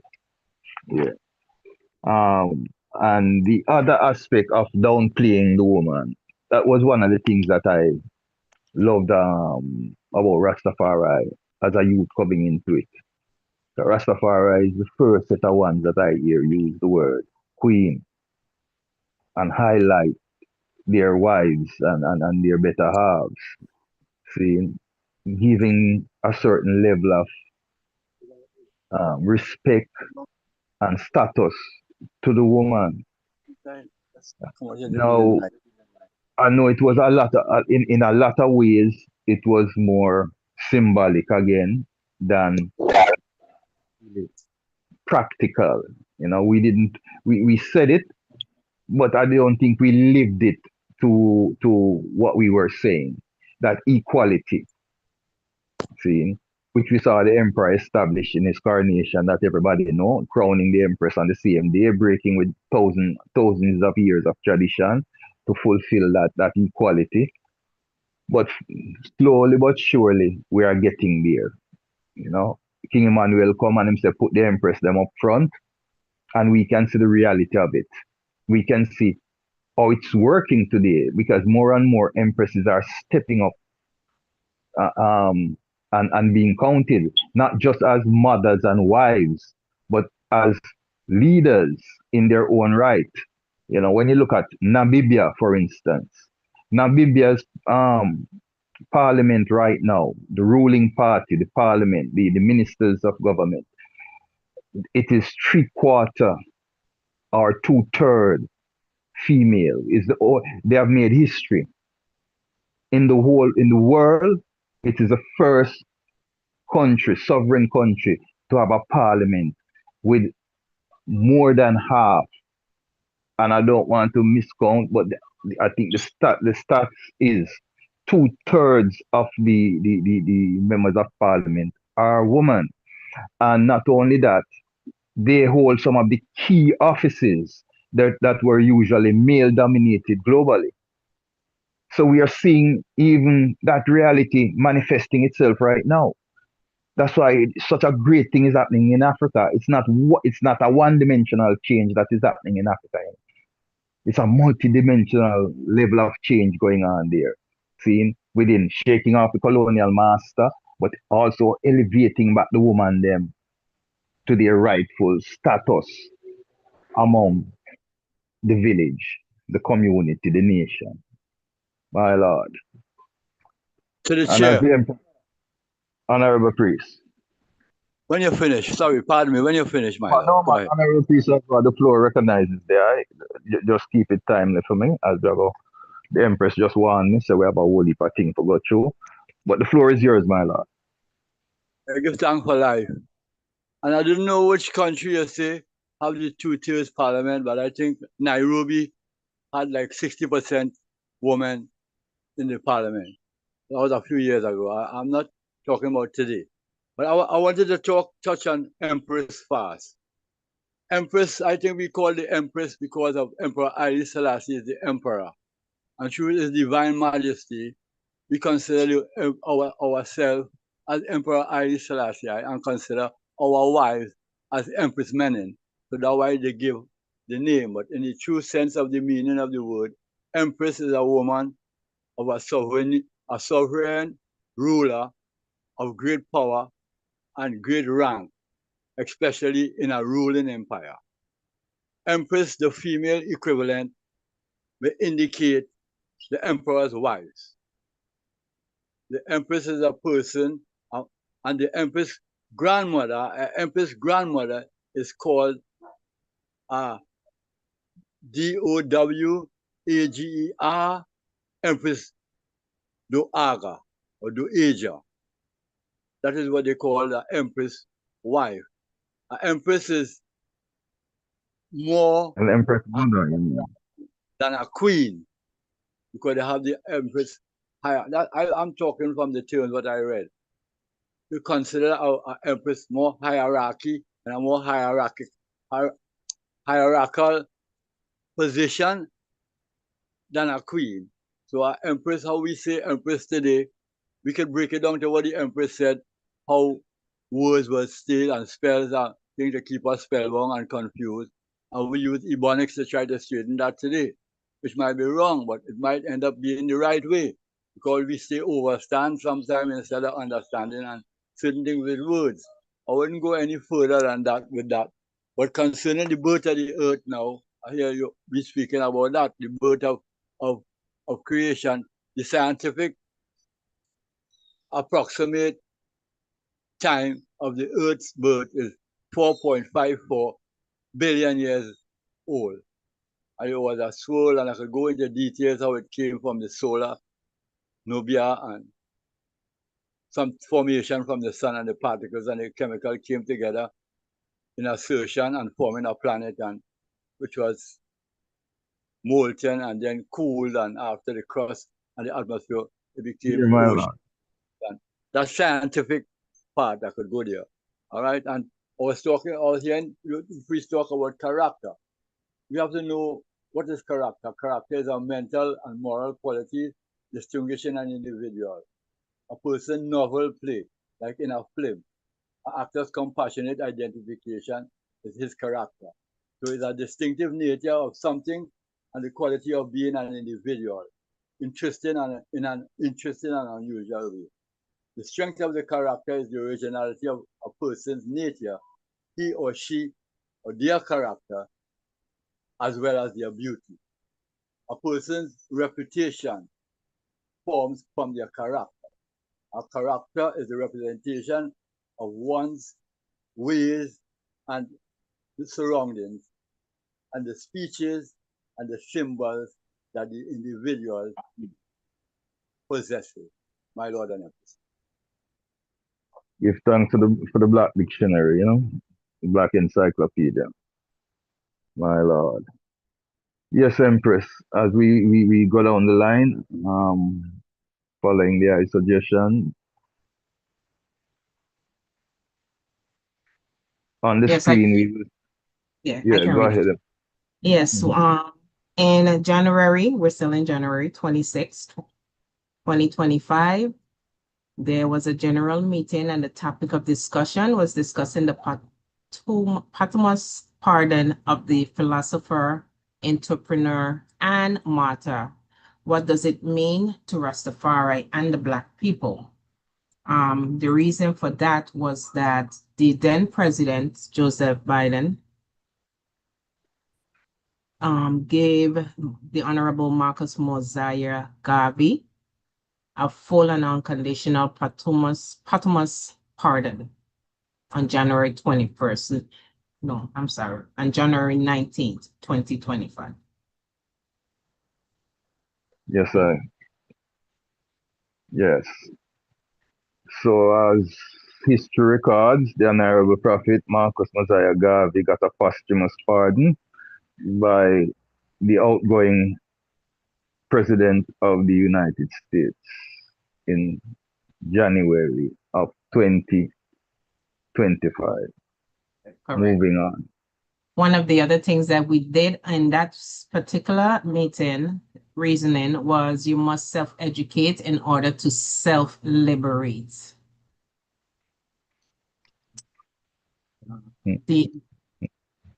The next flyer or the next Sunday took us to pre-colonial Africa. African history is the cornerstone of world history. February Black History Month is also African Awareness Month, a time used to reflect on the glory of the great African culture. Come take a Sankofa with the EABIC Council of Elders as I take a look at the past to better understand the present and to envision the future of Africa. Rastafari. And in saying that, I would like to welcome the Honorable Priest Knuckles also to the platform. Give thanks, my Lord, for coming in. Yeah, the floor recognizes the priest, and I give thanks. And if anyone has anything to say on any of the topics, please feel free to come forward and do so. So as this says before us, the pre-colonial Africa, you know. So yeah, we have gone through some levels of reasoning here, as you have seen so far, and we don't even reach anywhere yet. You know, and we have gone, because this is touching on post-colonial Africa, seeing and showing us what we have endured, you know, reflecting on what we have endured as a people, why we are where we are at, as the Empress just explained in her narrative. Seeing it identified, because we had to make that Sankofa go back to look at things clearly. So now we can see why we are where we are at. And being able to do that now, we can look ahead. So we do give thanks, you know, for all that has been said and done.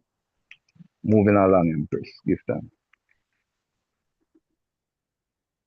February 7th, Happy Congress Day. Yeah, this is the new year. February 7th is New Year, not really Congress Day, which is it's Congress New Year. Congress New Year. So, sorry, I said the wrong thing. Sorry. So we give thanks for that. It was a great discussion. What questions were asked? I can clearly remember that the discussion, you know, wherein which we went into the whole practicality of it, you know, what was behind the concept of it with the father. The Honorable Priest Sevens brought, I remember he brought a great component to the discussion about the lunar cycle versus the solar cycle, establishing, you know, that time period, why, you know, it has some form of symbolic significance. It's not just simply random, you know. Even though our father know he had the power and the authority to create what is needed to serve his people, it wasn't done, or nothing he does is done randomly. There is always something significant if we look. And as them said, look at the fine print, you will see what is significant behind it. And the Honorable Priest Sevens was the one that brought that component to the discussion, I can clearly remember. One of the other things that we did discuss down that particular reasoning was the key principles of an African Council of Elders. The fact of respect for elders, showing the most fundamental principle where older individuals are recognized for their accumulated knowledge and experience, giving them significant influence in decision making. 2, the collective wisdom. The council draws on the combined knowledge and perspectives of its members to reach informed decisions, prioritize the good of the community over individual interests. 3, consensus building. Rather than voting, the council aims to achieve consensus through open dialogue and discussion, seeking solutions that are widely accepted by the community, and among other things like cultural preservation, conflict resolution, gender inclusion, and so forth. We also said that we believe that the essential elements of true brotherhood and sisterhood are love, charity, and esteem. love that binds our hearts with the sturdy cords of fraternal affection, charity that is impulsive to see virtues in a brother and slow to reprove his faults, and esteem that is respectful to the honest conviction of others. My Lord, back to the chair. Oh, well, hold on, Empress. Hold on, Empress. Well, read that again. The last four categories, please. Yes. Yeah, actually, it's love, charity, and esteem. Love that binds our hearts with the sturdy cords of fraternal affection. Charity that is impulsive to see virtues in a brother and slow to reprove his faults. And third, esteem that is respectful to the honest convictions of others. Give thanks. Yeah, man. Anyone? Those are, what did we say earlier? We said, what did the Honorable Chair say before he had to depart? We are here trying to build our characters. That means that we are here trying to become better in ourselves as individuals, and then it will transfer into the collective energy. See? So those three categories that you just defined are great standards for I and I to apply I and I self to, you know, to practice and to become perfect in them. You know, I think those are the essence. I don't think, you know, if we look at what the Empress just defined, those are the essence of a divine spirit. We're slow, we're not quick to judge, we're not, you know, we're quicker to love, you know, we're always willing to work things out, you know, because the man said mercy endureth forever, you know. And if he was building I and I to be like he is, then we have to build that character as well within ourselves to be merciful, you know. So yeah, I love those that breakdown. The floor is open to anyone who has anything to say, add to it, or any statement. To the chair, my Lord and Empress. I didn't hear. I just character was one of the attributes. What was the next two?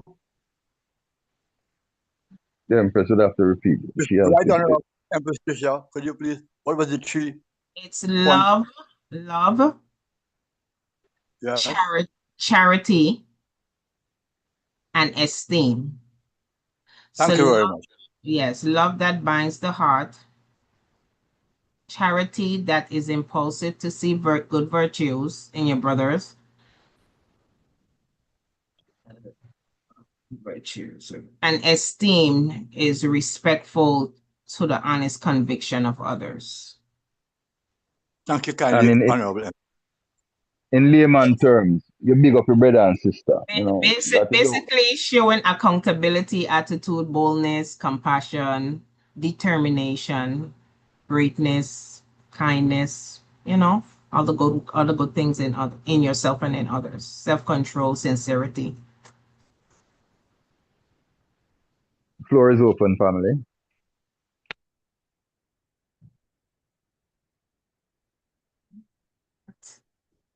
We'll go to the next tile. The next flyer would have been EABIC Council of Elders. Only God knows the love of God. The reasoning. What is the required mannerisms of a Congress member? Understanding the socio-geopolitical taboos of sojournership versus African citizenship. Protocols of the Association, Economic Development, and Repatriation Initiatives. So family, you can see what I said, right? We have had some deep discussions on this platform here. Yeah, understanding. Read that again, the categories again, right? Protocols of the Association, Economic Development, and Repatriation Initiative. Also, what is Only God knows the love of God. What is the required mannerisms of a Congress member? Okay.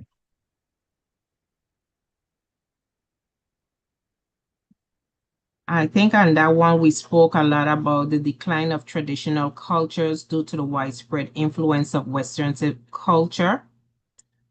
Basically, what the Empress said earlier, particularly through globalization, urbanization, and modernization, which can lead to a loss of communal values, language diversity, traditional practices, etc.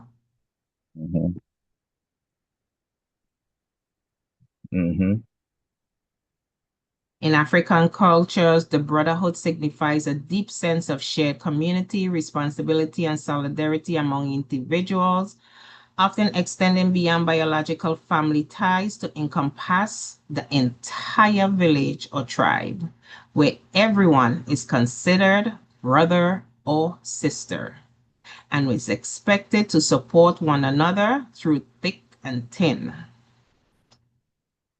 So this Understanding the socio-geopolitical taboos of sojournership, seeing versus African citizenship. A very deep concept right there. You know, and you know, we have spoken about it several times, but it's a topic worthy of mentioning because we need to get it in our mindset that our attitude that we have here in the Western Hemisphere has to be modified when we return home. Because we are here, the sojournership. What does that mean? It means that we are not citizens here. We are not even residents here. We are political prisoners here. When we get our reprieve and we are returned to our homeland, the resistance mindset, as we spoke about, I think 2 weeks ago, the resistance mindset that we have, you know, because we are resisting being colonized here in the West. We are resisting the status quo and their partisan politics and all that Babylon, we know Babylon possess. We are resisting it. But when we return home, that's our home. Our mindset will have to change from resistance to assimilation and development. What do we mean? We want to assimilate into our continent. We want to become part of the continent. That's what it means, to become part. We don't want to go there and, you know, be seen as different. We want to be seen as part of the African fabric. So we have to create that mindset in going there and not going home thinking that because we were educated here, we know more than once there, or whatever the scenario might be. We are going to share what our knowledge and we are going to learn from them as well. We have everything in life. If it is to be a balance, has to be reciprocal. It cannot be one-sided. We can't think that we alone have the knowledge and the answers, and we are going there to be condescending with it. No, we have to be humble. Blessed love, Empress. I think Priest Knuckles, I think Priest Knuckles wanted the chair first. Priest Nappy, 1 second. Okay, go ahead. Yeah, man. Go to Priest. Honorable Priest, the floor recognizes Priest Knuckles. Blessed love, I didn't really. I'm blessed in I remember you being in this reasoning. Blessed love, you know. I just taking in the reasoning, my lord, you know. Okay. All right. Blessed. Yes, give thanks and I blame Empress. Yes, gorgeous. Yes. Honorable Priest Knuckles. Yes. I am saying this from a point where we have to understand, as you say, sojourners compared to the ones that always was at home in Africa. You know, we are sojourners, so there's certain, we then are the colonizer house. So we are learning certain things from in our house, where we have to go share with our brother and sister who never come in our house, per se, like how we come in and get the fullness of. So you know, there's certain things where we have to go share with them. But then there is thing where them have to share with us by never coming into colonizing. You know, where them still maintain a lot of them Afrocentric beliefs and system. True. You know what I mean? And it's not about, you know, it's about an understanding of sharing, how we share. Because we not do it in a sense where like, I know more than you because this or that, or you know more than me because you never did get colonized. No, it's not about that. You know, we have to know if we share the story officially. So we get the proper understanding. You know, because as I said, Bridget, it's different when you go over there and being amongst your brother and sister. Whole heap of things, you know, you see, where you will understand more. Because as I say, you're the amongst the colonizer. Where they may don't even get it. Because I'm telling you, I see more colonizing over in Africa than we I see in the West. To be honest with you. I mean, a lot of them still don't get certain things, that understanding yet. You know, as well as I see a lot of the Afrocentric ways and belief that is still being practiced over there. That when you go there, you still have to just be mum and just take in the things them as you're going. You know, and you just can't judge them off of your own way you have learned and them way there. Because if you're going to try judge them off of that way, the way you're going to want to look a little lean. Yeah. You know what I mean? So, you know, you have to just be patient and open your mindset, you know what I mean, to receive what you need to receive to become whole, you know? My lord. And to the chair, Priest Nappy, it's so good to hear that you said that because I met a lady this past week here on Wednesday, actually. She was on a cruise and she came off because we had a little fair. And one of the things that she told me is that she had traveled to 35 countries on the continent throughout her entire life. She's about 70 plus years old. And she would never give up that experience. But she has noticed that throughout the years, even as much similarities as there are differences, you know, especially when it comes to religion. She said there's a lot of, you know, difference in certain religion. There's a lot of Christianity and that white Jesus concept in a lot of the places that she did go to. But there are a lot of similarities also with I&I and the culture and so forth. So that is what has kept her going, you know, so that she can learn the difference in the cultures and, you know, offer what she can offer and receive what she can receive. So. Yeah, give thanks. Yes, yeah, we have both been colonized, you know. That's one fact we have to realize. Africa have been colonized as well. We have both been colonized. The difference is, and this is what we must factor into it, the Africans, while being colonized, were not detached from who they were or who they are. We have been detached. We are reattaching ourselves. So we are coming from a deeper process, you know, where, you know, there is I will say we came from niggers, Negro, African American, and Afro Jamaican, to now we are claiming just straight African. See, so we have come from a process, you know, we have come to a process of brainwashing, and we are coming from that depth to where we are now, reclaiming our true selves with no additions to it. While the African has not had to go through that, him don't have to go through that, or they don't have to go through that. They didn't lose that concept. What they have to realign themselves with is their ancestral understanding and start to shake off what the colonial master come teach. You know, which is what we're seeing. Which is what we're seeing right now in this new wave of consciousness that is, you know, rushing across the continent right now. Yes, Empress. So is it more like a mental, they have gone through more of a mental abuse while we have went through the mental and physical abuse because we were taken away? Well, we have gone through a deeper trauma. They have gone through physical too, because the master there wasn't nice either. You know, because if you know the history, the Leopold, 28 soldiers from Leopold killed over 10,000 Congolese. You understand? So they have gone through great brutality too, but they have not lost themselves. They were not detached from Africa, from their ancestral knowledge. They still were able to know that is them father, and them father did. Like how you hear Rastoto was able to tell you about his grandfather, his great grandfather, his grandfather's father, and down the line. They still have that. How far can we go back in reality?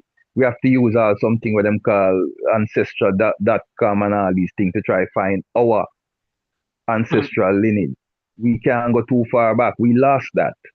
So we were detached from that reality. We have now true. That's why we give thanks to Rastafari. That's why we give thanks to our father, King Emmanuel, because he brought to remember the Sabbath day to keep it holy. Remember. It's not new in him come with, him just bring back the thing them to remembrance. So we can remember how it was when we were divine, how we function when we were a divine people, how we treated each other. My Lord, Royal Empress, little prince, little princess, instead of what we have been taught. Yo, boy, come over there. Little girl, go sit down. You understand? We give thanks for Rastafari for bringing that forward to I and I. That today we are on the journey to our divine African selves. Yes, my Lord and Empress. The floor is open for a brief period before Honorable Chair. Yes, my Lord. Honorable Priest Alamta, the floor recognizes the eye. To give thanks. Yeah, and the subject with Queen. If a man is a king, then the woman got to be a queen. And True. out of the bees. And in that, everybody just say the queen, the queen, the queen. But it's actually the workers who does make the decisions. Okay, if they gonna find a place where they go to forage to a canop tree, well, a scout will go out and check the area, check for things that will eat them and stuff like that. And then that bee will come back and do a certain dance inside the hive, and then the bees will follow. Now, if another bee, another scout, check it out and find out that they got chinchary and dragonfly or frogs were going to be eating them, then he going to do opposite dance and let them know not to go there. Now, the workers them is who does build the comb, and according to what they build is what a queen gonna lay. So if the workers see it need more workers, then they're gonna build comb for workers. If the workers see that the queen is weak, then the workers gonna build queen cells. So I to look at it is a kingdom working together. You see, it just ain't the queen and it just ain't the king.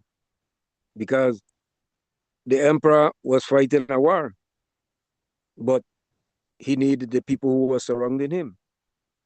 King Emmanuel formed an organization, and he needed the people surrounding him. Marcus Garvey formed an organization, and he needed the people around him.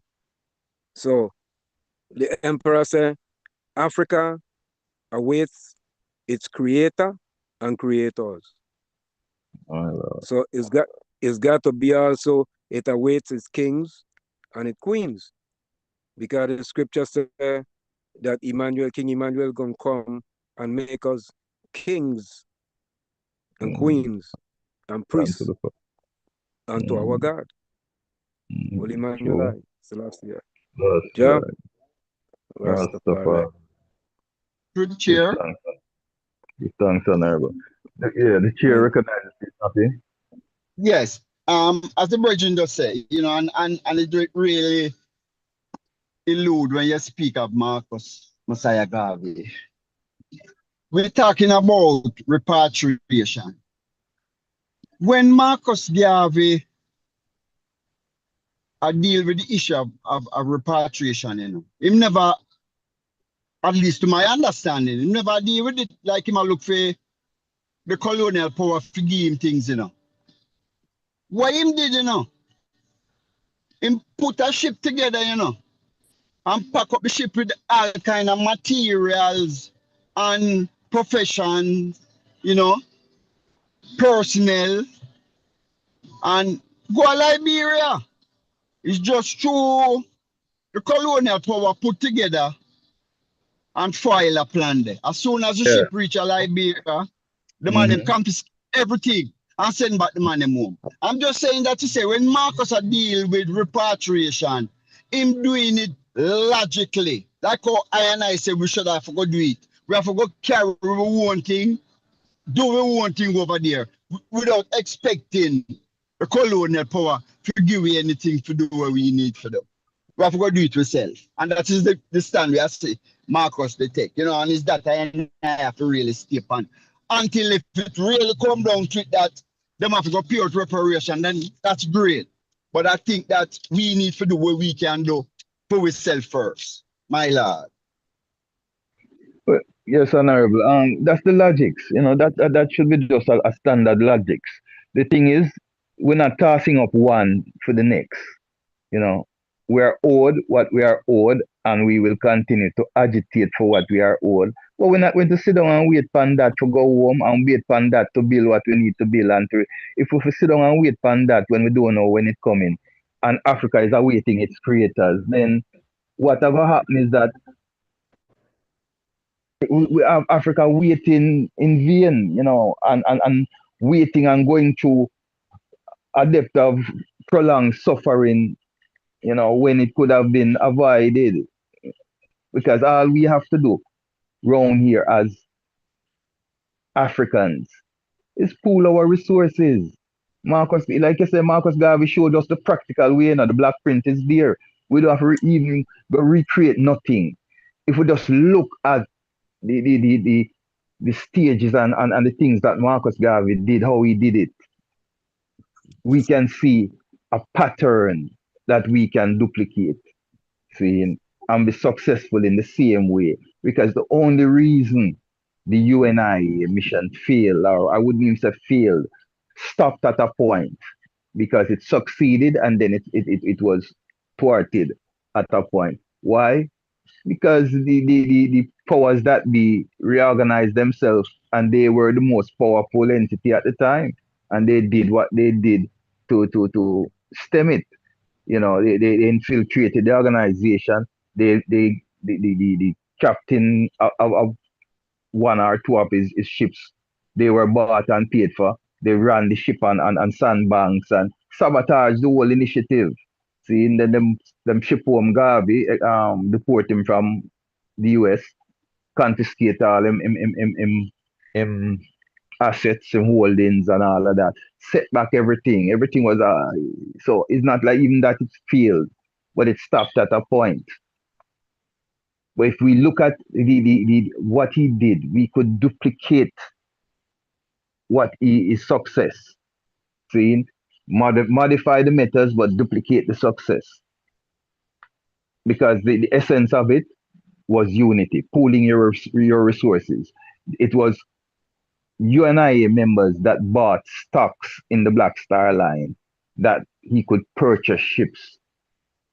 It's not just that's why they were able to set him up, because of the process that he used, which was selling shares in the people. He allowed the people to invest in their own development. The people was investing in their own development and bought shares and created the funding that he needed to purchase the ships. See, a simple process, pooling your resources. Honorable Chair. My lord. Blessed Lord. Yeah, Yeah, man, it was reckon. yeah, give thanks.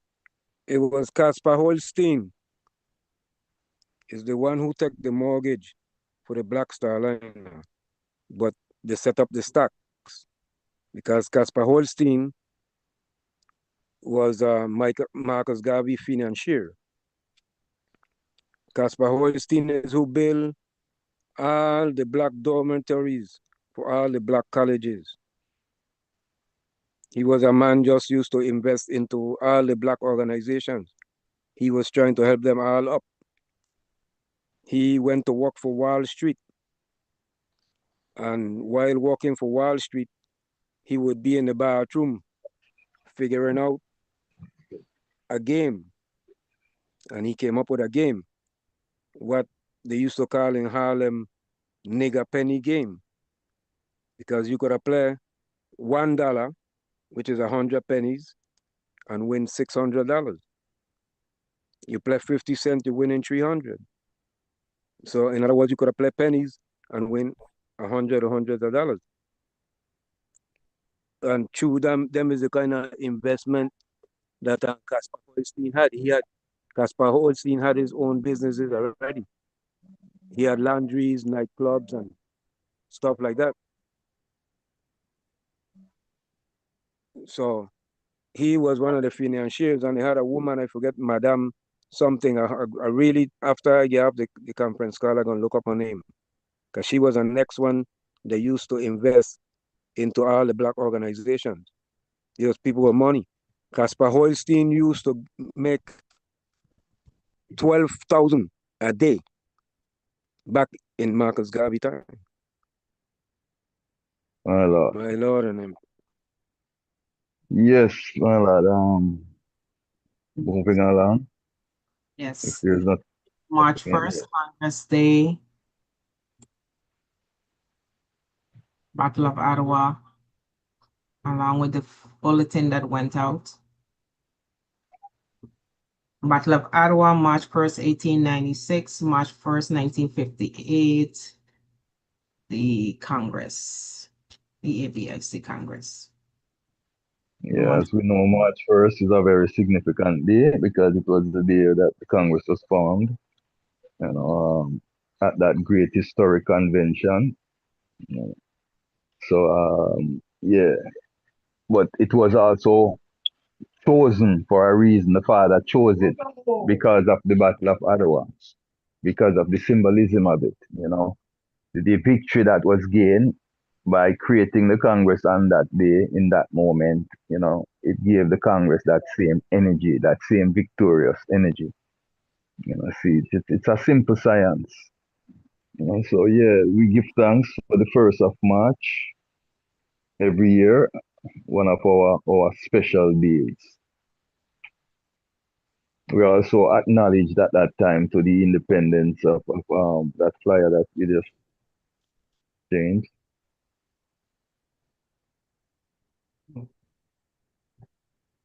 Yeah, that one.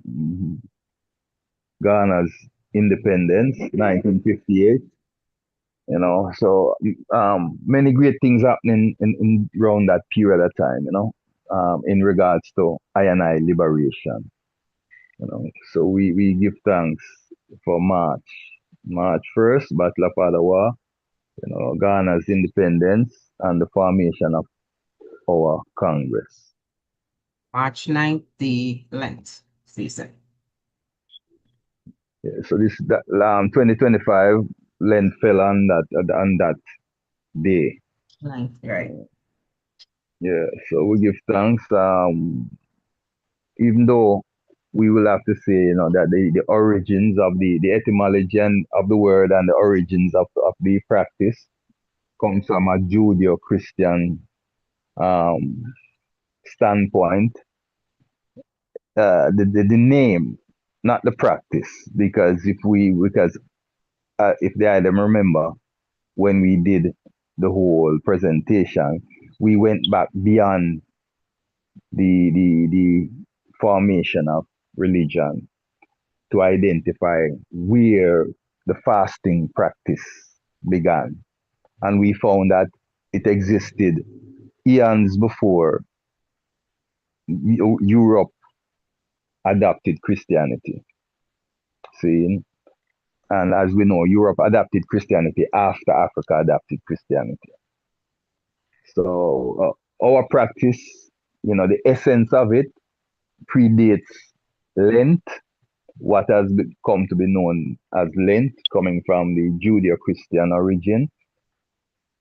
So again, we see the symbolism of what our Father was doing. He was bringing back the principles to remembrance. Not so much the name, being caught up on the name, but the principles of fasting, what fasting does for the goody. It detoxes the goody, it detoxes the mind as well. You get a clearer vision, it's like a renewal moment, after that 40-day fast, you feel a different in your whole goody. So it has healing benefits, both physically and spiritually, is really what I'm alluding to. Yeah. Any comments on that as well? The floor is open. Honorable Chair. Honorable Priest. My lord, I want my phone messing up, so sometimes I can't get in right away. But the first thing I wanted to say was that through Priest Imsley gone on a mission there to visit a man that all of we take him up in our prayers same way, that when Priest Imsley go around there, he could be lively. My Lord. Give thanks for the meditation. Yeah, give thanks for the meditation, my Lord. Meditation of healing. To the chair. Honorable Priest as well. Yeah, I also like you all to know, I just heard my brethren who I'm looking after. He's going right along, and his mother just called me and tell me he said to ask Priest Oswald, he want a Bobo Shanti funeral. That should be very shortly, right? I ain't come here to lament or nothing. But we have to rejoice everything, and he live his life to the fullest, and I am doing what I'm doing to the fullest. But concerning Marcus Garvey, the Right Honorable Prophet Marcus Garvey, right? He founded the Universal Negro Improvement Association on July 1914 in Jamaica, and later he established the organization headquarters in the United States in 1917, based in Harlem, New York.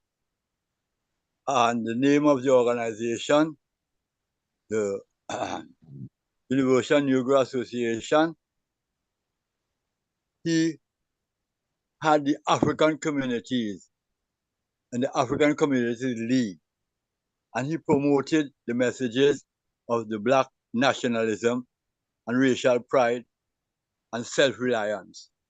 The movement that Marcus included the mighty race, and he said, up to mighty race, you can accomplish anything you will. For Africa, for the African, those home and us abroad.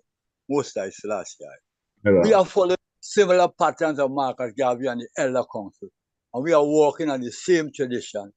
We have to get up and get, as Honorable Priest Rashavana say, as Honorable Priest Napi just said. We have to do it ourselves as individuals and bring it forward and be strong. We can't just look back at the past. Life is to be remembered backward and live forward. So past, future, and forward is now. So it's what we are doing now. When we come out of this reasoning, we should come out of this reasoning with something. Eager is the first reason of this for the year. And we are just going back to the inventory of latter days, the years that we went through. But we have to, as Empress Trisha say, our habitual gestures and our behavior, that is very important. She mentioned that we have to do what we have to do, and the social geopolitical system refers to the complex interplay of the geographical factors and political powers and dynamics of this social cultural element that we are putting together to shape our governance, to interact and be organizers and be workers we have to do certain serious movements we have to make. We can't be just slumbering and think it's a holistic thing. You have to be active. When she mentioned esteem is something, it's high respect, a high love and admiration for each other. So I'm just trying to break down things as we discuss the facts of the matter. But we are doing what we are supposed to do, and we mustn't be scared. We must talk our opinions. We must voice what there are people among us who are more brilliant than the speakers, who scared to talk. Open your mouth and let us have this space energetic and push that energetic value. Use your power. Dada used to tell me that. Use your powers. We have to use the powers, my Lord and Empress. All right, Empress, moving along. This flyer, actually why I put this one in is because our beloved Honorable Empress Diane was a part of Lion Talk, where they had a discussion on Empress, it was an Empress Menen panel on the life, legacy, and the impact of the Empress. So I just put that there just so one can see that, you know, the members of the Woman Freedom Liberation are forging unity with other houses, with other ones also, and is also doing the works. Give thanks on our Empress Diane. The EABIC Council of Elders, the Lion of Judah, visits the Caribbean in April 1966.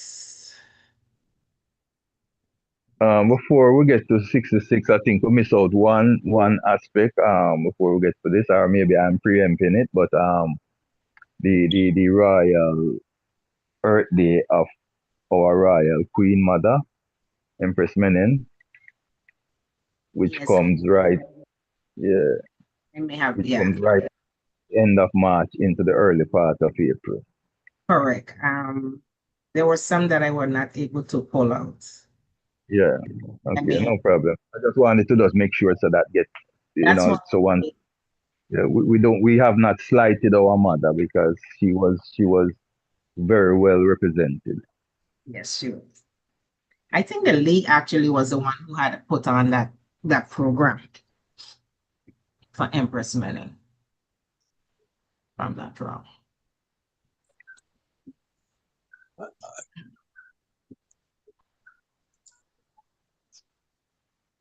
Yeah, the visit to the Caribbean. Yeah. Symbolic moments within our chart. There's another thing that some of us do. There's a radio station that we are on as a royal cast with the Honorable Priest Savannah on turnitupradio.com. And one of the things that we do is we do different reflections and do several interviews. And on this day in April, we did the reflecting on the Bad Friday, 1963, on the radio program Cosmic Revelation. Yeah, the Coral Gardens incident. Coral Gardens massacre, as we call it.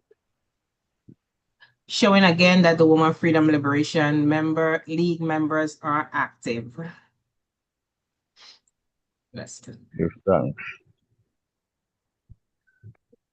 Yeah, this was another solidarity moment when we hit the streets as Rastafari. We weren't separated in this moment, because bridging from the camp at 10 miles along with another set of I were always on the ground there, and every Priest Earl, Priest Tooth, Priest Lamont, myself, Honorable Priest Donovan was there, and others.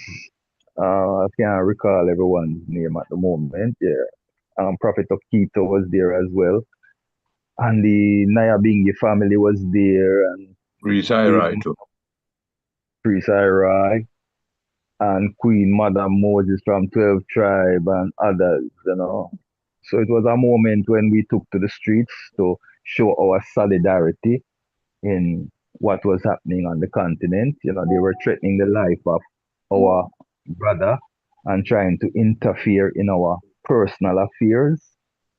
And we had to, become part of the global voice, calling for justice and calling and giving a warning too, letting them know, say, if we don't really do this, it's not going to be pretty. So I think the message went across, which is say our brother is still intact and is pushing along, doing his thing. So we give thanks for the solidarity moment.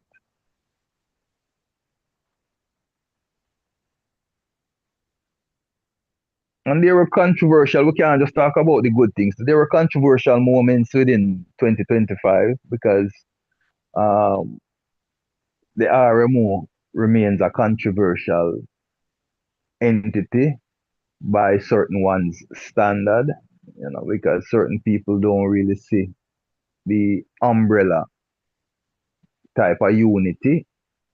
It's more unity following my way. It's kind of we kind of want unity with uniformity versus unity for the reason of coming together. So the RMO remains a controversial element among I and I, and that was a topical issue in 2025.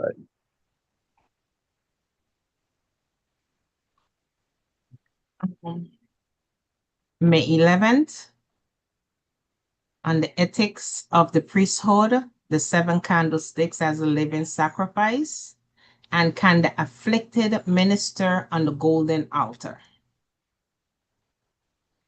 Yeah, topics of discussion. As we said, we have attempted to address issues that were not addressed before, and sometimes are very touchy issues that one kind of a little bit scared to touch, but has to be touched if we are going to deal with facts and reality and humanism. Because we have to bring back the human love into this thing and the altruistic nature of Christ. We have to bring it back among I and I. Because I think we have lost some of it since our father has trod.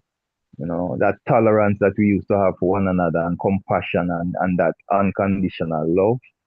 I think it kind of get a little watered down. So we have to try to shore it back up and bring back the love to the thing. So the man say if it's sweeter, I and I, and if it's sour, it's I and I. So him put the whole thing in our hands. The choice is ours. Whether to make it nice or to make it away. So we give thanks. Like I said, this was a very topical moment, touching on these issues of who can minister on the altar, in what condition, if you lose a limb or not. And we have to remember now the golden altar is a place that the sacrifice has to be without blemish. See, this is not our standards, It's not what I and I, the priest, choose to set. It is what has been set from the eons of this tradition, this Melchizedek order. So we are just remembering and continuing the tradition. Now it is still also in I and I power to evolve, to, since we don't like to use the word change, but to evolve things and to modify things where we see the need for it because of the time in which we live. If the God in us as a collective family is saying to us that something needs to be done about something to make it better, then we have that power to make it better.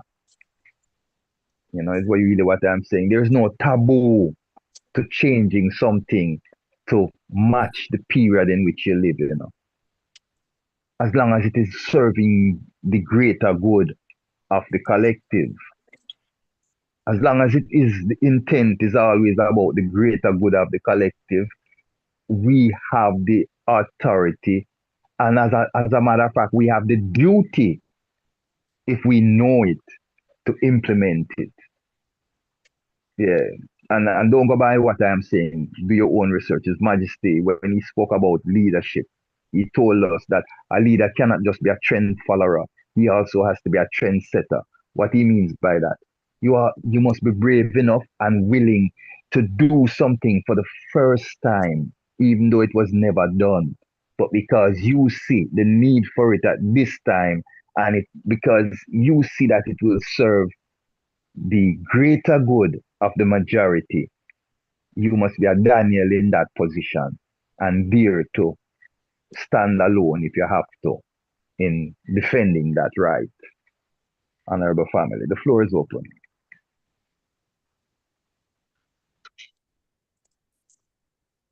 Well, ready to the chair. Go ahead. At that same reasoning, one of the summary for that reasoning was, and maybe this may jog the memory of many who were there. It says, I must be cognizant that Rastafari in our Genesis were people whipped and brainwashed into being who we were before the Black Christ resurrected our self-awareness and consciousness. In reviving our ancient liberty, our Father used the tools available, such as the James Bible and the Sankey hymnals.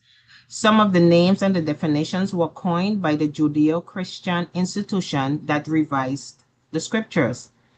This is established to now explain why there are variations in interpretation, alterations, where it is necessary to infuse a color concept or an ad lib, such as negus for Jesus or creation for Christian, etc. Using the morally sound scriptures, such as what His Imperial Majesty advised, that we read good books of the scriptures like St. John. Also using the hymns that had a universal message of upliftment or adulation for our deities, and applying an Afrocentric interpretation to a biblical narrative in order to rely on messages of salvation to people of African descent. These were human ingenuity at its most creative use, in a time when African people didn't have much in a way of recorded history to reference. With the first and second generation of Rastafari, what the first and second generation of Rastafari were able to accomplish without the many tools available today was magical, especially against all the odds stacked against them. The difference to I as an African-centered priesthood can access the history and knowledge of our ancestors, being able to identify what works and what doesn't.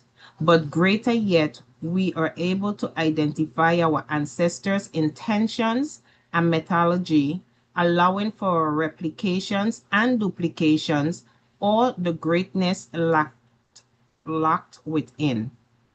To the work, we are servants of God, the Most High, Holy Emmanuel, Haile Selassie, Jah, Rastafari. Yes, Empress.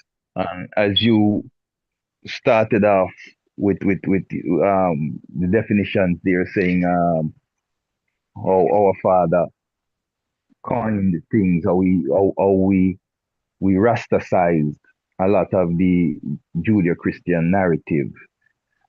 It brings us forward now to that reasoning about 3 weeks or so ago. Conscientism.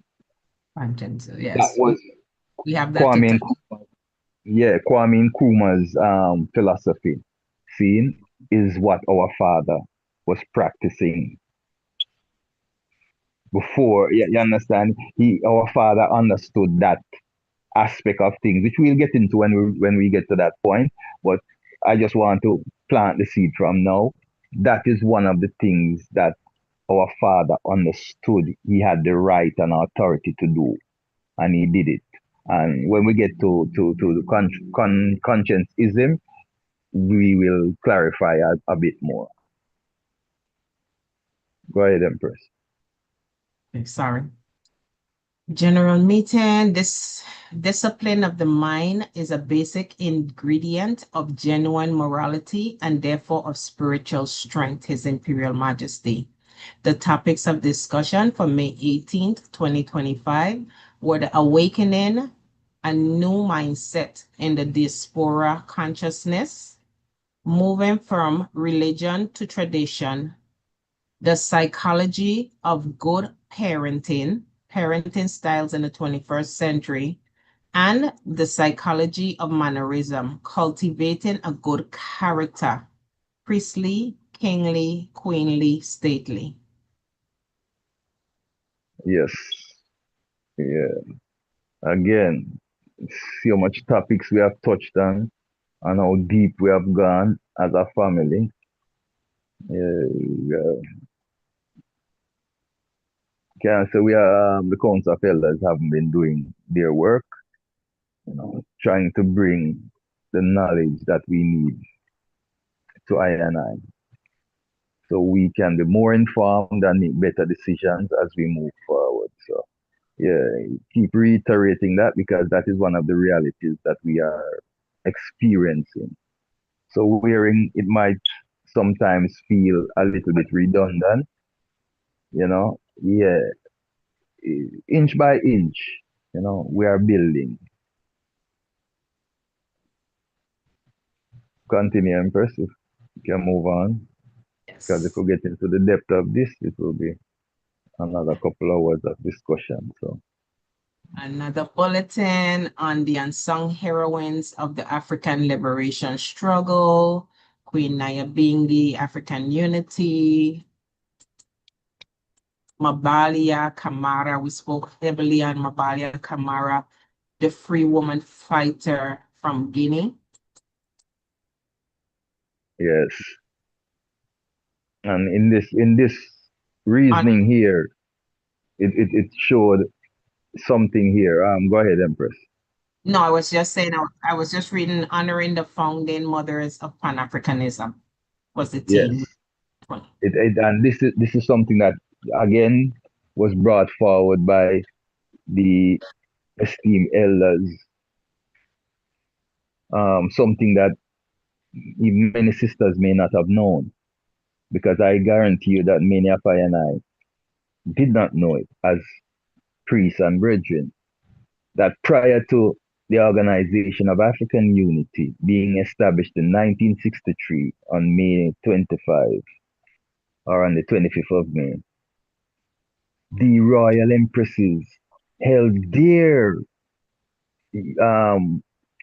launch of their movement a year before, in July in 1962. The Royal Empresses, all of the influences of that era, came together from all over the continent, and they formed an association and launched themselves, and they did magnificent work that we are yet to unfold. But we will be unfolding some of it here, so one can listen out, because we will be bringing some of their works, as we share information to the forefront, because these female liberators predated those famous ones that we have come and heard about. And this is where we are correcting history, because they have written the empresses and their contribution to the struggle out of history. Well, we are rewriting that history now and correcting the injustice. Because the Royal Empress that Empress Fisher just spoke of, if you read her bio, her history, and see what she achieved during her life and how she lost her life, she paid the ultimate sacrifice for what she stood up for, because they ran a saber through her while she was pregnant. They ran a saber through her and killed her. Okay? For being who she is and defending what she defended. So we give thanks again, another historical program. Through the chair. Just a quick footnote, When you just said that the Empress lost her life and what they did, they ran a saber through her. they could have come and said she came and died for our sins too, you know. They could have still used a narrative that, you know, my lad, like how we are using narratives that Christ came to die for our sins, you know. I love Well, that not thought no go process. so majesty. Not I go love so. that. Because them want to soften up the things more time and don't be responsible for killing the just man. He died because them never adhere. Him was a liberator and the people and the status quo at that time. You know, I mean, it was against their teachings. You know, but them knives soften it up For them one right. for them one right. You know, Yes. and there's another word that we, at least I always try to stay away from and replace it with, for instance, I don't use the blood of Christ. I use the love. I never go and say, boy, the blood. No, that's not me, my life. It not sink right in on me. Anytime you see them talk about the blood of Christ, I man put it the love of Christ. That's how True, man. I man see my Lord. Yes, That's Majesty. how we Give were thanks. taught. Yes, my lord. That's how we were taught. Because the reptilians, them always going to refer to blood. Just like how them refer to the crucifixion and not highlight the resurrection within that allegory. You know, them always going to go for the lower nature of man and not the highest divine level of man or the highest level of consciousness.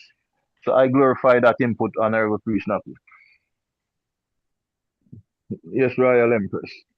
Yes. Our first sip a cup revelation, cosmic with Honorable Priest Aimesley, Honorable Empress Miriam, Queen Mother, and yourself, Honorable Priest Savannah, interview with the EABC. Actually, this was on the Cosmic Revelations on Turn It Up Radio on the 14th of June. Okay, yeah, I remember that one. Yes, I remember that. Give thanks. Priest Lamont was on there too. Yeah. Another bulletin. Who sold out the African Revolution, entertainers and minstrels was the topic of that one.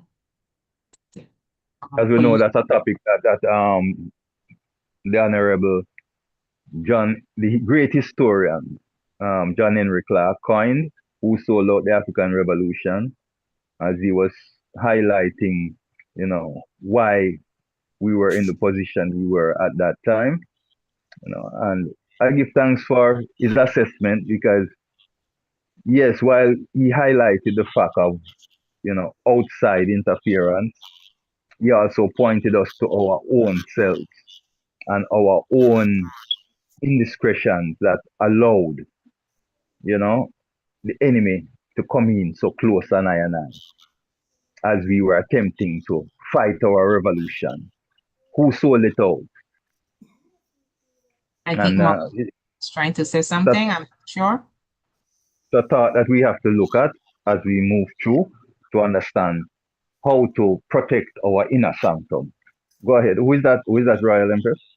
Mama Miriam, are you trying to say, Queen Mother Miriam, are you trying to say something?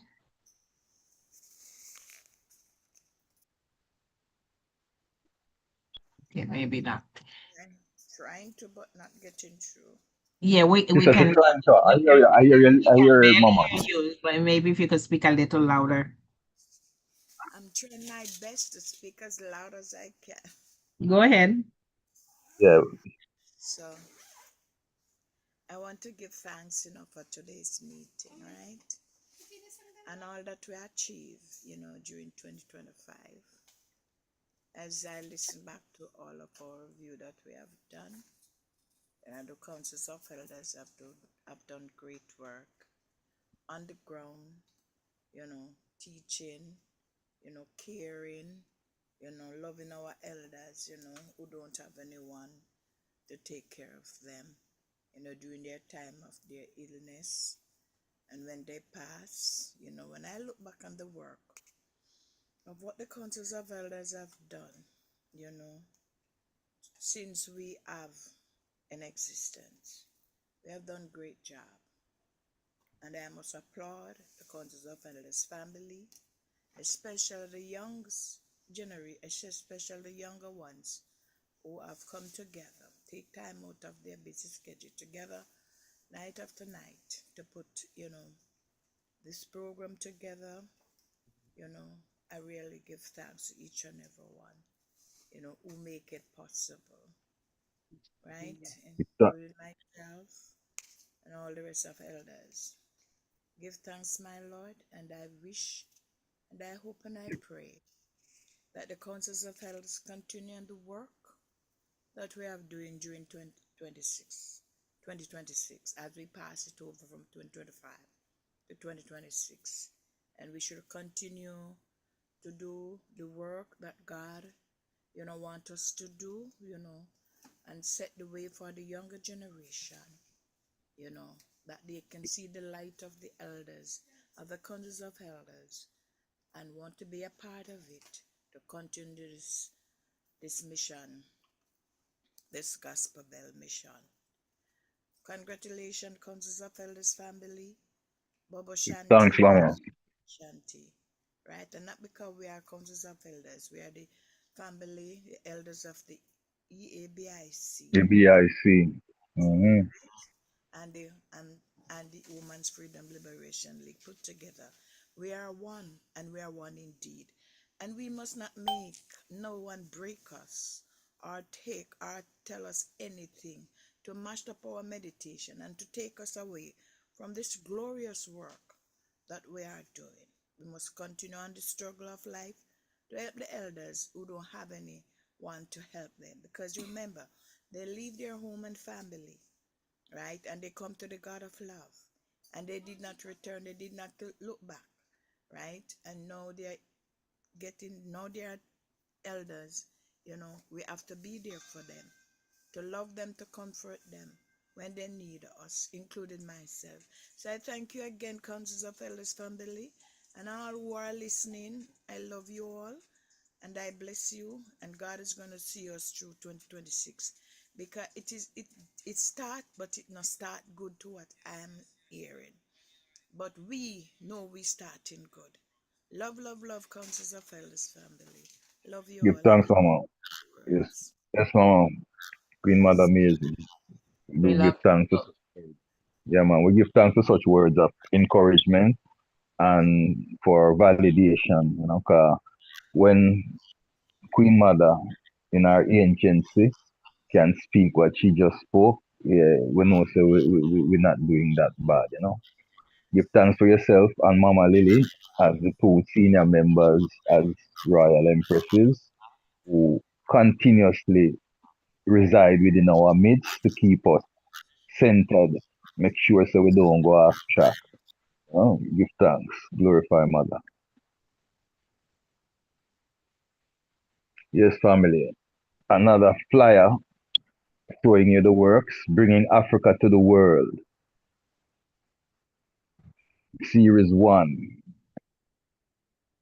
features the incubator of humanity, the Nile Rift Valley and Nubia, Meru, Sudan. So you see the levels of where we are coming from with our history. We are going deep into our Africanness to demystify a lot of the mysteries, see, so we can really see the reality of our liberty. Because we've been sold a bill of goods. Over the years we have been sold a lot of things that are not realistic and not beneficial for us. So now that the veil has been removed, and they cannot stop the flow of information, we are using the moment to edify ourselves. And this is a great example right here, bringing Africa to the world.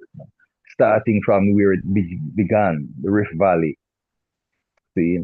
And we even found out, further as we go along, that one of the key areas of Africa that needs to be looked at, that we have not taken a real deep look at, is the Congo, the lungs of Africa. the Great Rainforest. It is it's the second largest rainforest that exists. See, they call it the lungs of Africa. And we brought a lot of information about it, but there is so much more for I and I to unfold, as we move forward. Yes, yes, Royal Empress. If anytime anyone wants to add to the reasoning, one can just, hike out, just intervene and let I and I know. Sure. So the reason why this flyer was added is because of our chairman, Honorable Priest Ainsley. He was a part of a panel discussion in Trinidad, a night of Thanksgiving and award and appreciation, 15 years anniversary of the All Mansions of Rastafari. And he was a part of that specific panel. It's another flyer. The struggle continues. Habari za Rastafari, Rastafari News. Black August.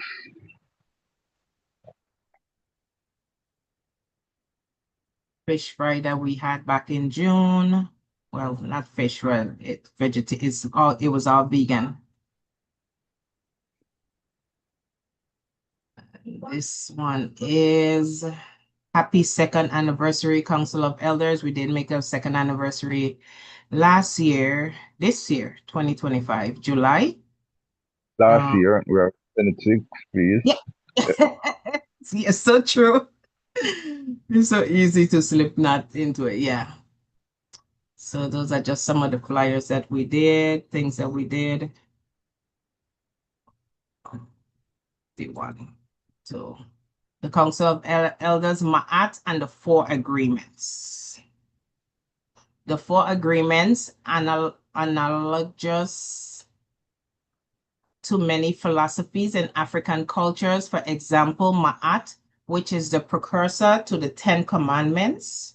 And it says, join the priests in a deep discussion as they take a look at the foundation of human philosophy. Yes, I wanted to comment.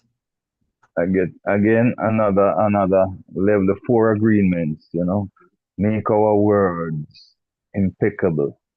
The Honorable Priest Ainsley is who brought this topic to the forefront, and it has made a good foundation for character building, because it is teaching us that even in conflict, we are to make our words impeccable.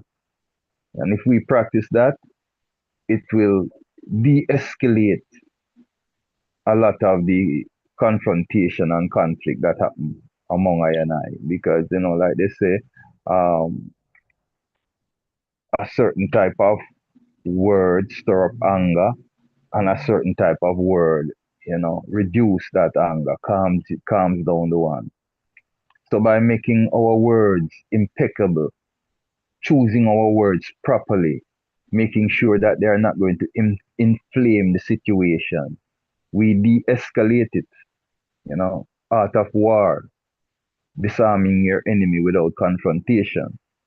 See, so these are some of the methodology that we are discussing among ourselves to learn better how to use them, so we can have less conflict and confusion among I and I as a group, but among I and I as people in general, because coexisting is our ultimate test here in this little bubble them call the earth. Learning to coexist among our life forms is essential to our survival and existence. Yes, family. The floor is open for any input. If not, we keep moving.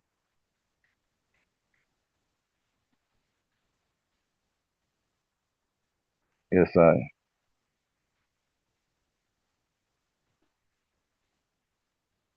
interview. Yeah, this is an interview. As a matter of fact, it was an anniversary celebration. I hosted I and I, the Turn It Up radio family, consisting of the royal cast and myself. We hosted a tribute to two of the founding elders of Rastafari, and we invited one of the living elder from among the Nyabingi house to be a guest on that evening of discussion and reasoning.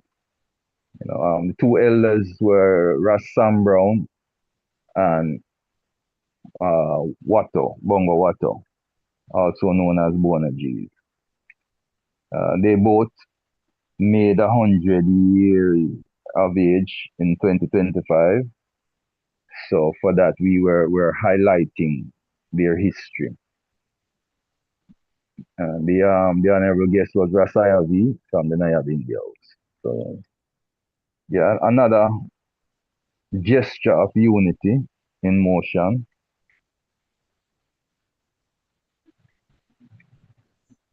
Here we discussed our father in depth, the child prodigy,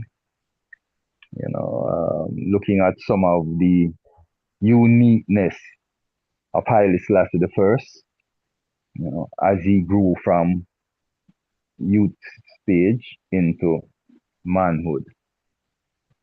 Some of the things that he did and that marvel the world up to this date.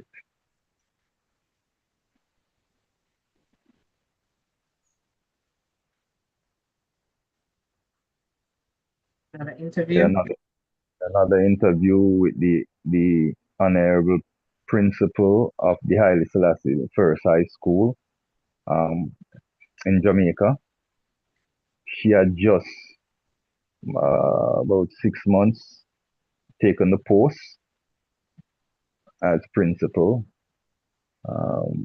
She came from the Marcus Garvey Technical High School where I met her first some years back, where she was the principal. She took it over when it was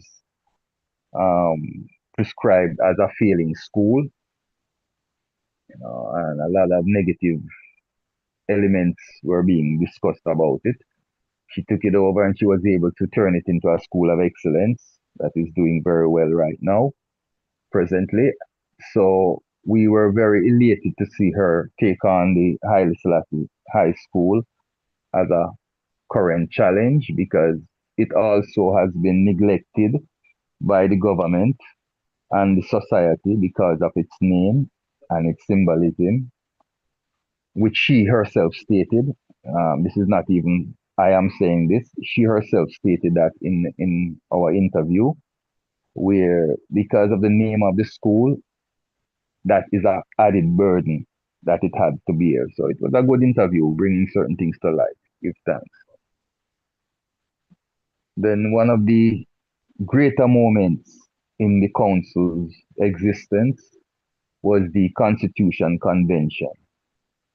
A lot of discussion, a greater portion of family came out for this discussion, so forth and so on. And out of it, the council was able to upgrade the Constitution, bringing it up to date where it is a usable document in the 21st century, as we are right now, giving thanks.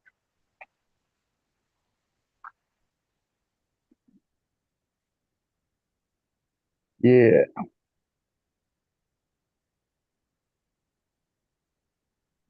Freedom Day.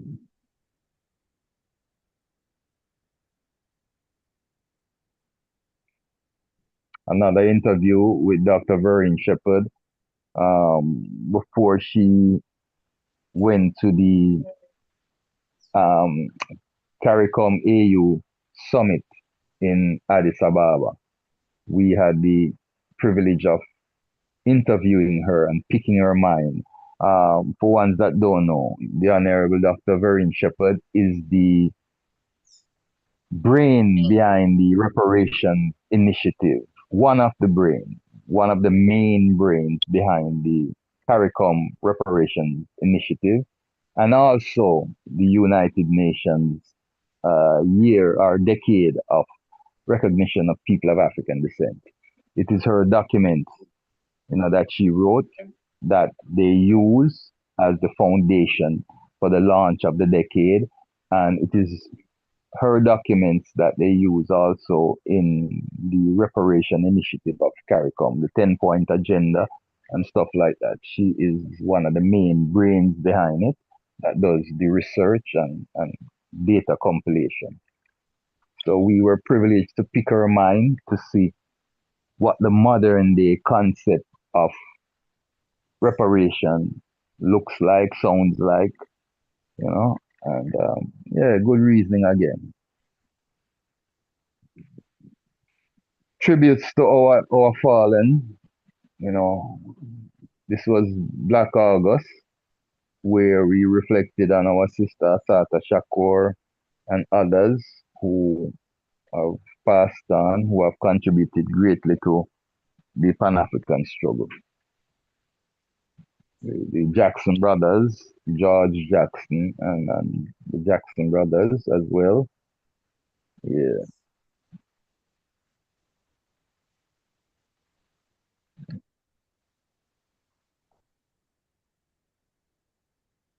August 10th, the second segment of the Constitution Convention. Yes, so within our reflection, as we, within our reflection, family, what we're doing here right now is looking back on the year, what we have accomplished, what we were able to bring to the family.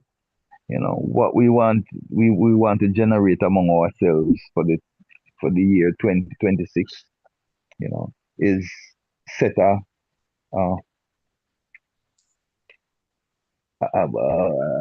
plan of action, some deliverables that we would like to achieve in this year. Because the man says if you don't plan to succeed, then you plan to fail. See, so we need to, moving forward, set a agenda of what we would like to achieve, in this year as a group, and so we can keep working towards it, and gives us a focus. To the chair. So one of the things that the Women Freedom Liberation League also did, we spoke on the radio station about the key differences between the PTSD and complex PTSD and how it affects ones and how it affects families. So that is the members. Honorable Empress Akim was also a part of this, and she brings a whole, because she works with youth. Yeah, she works with youth, and she was able to bring a whole scope of information as to what she is seeing that is happening within the school system that she is working in, and children who suffer from some of these traumas.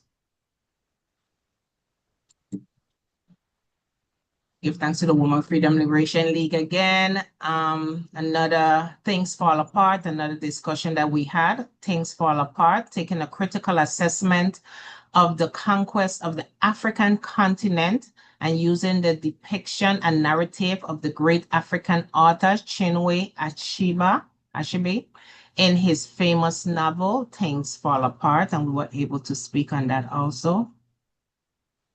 Yeah, the Empress them been carrying some strong weight in these conversations, and which is a refreshing moment. It's good.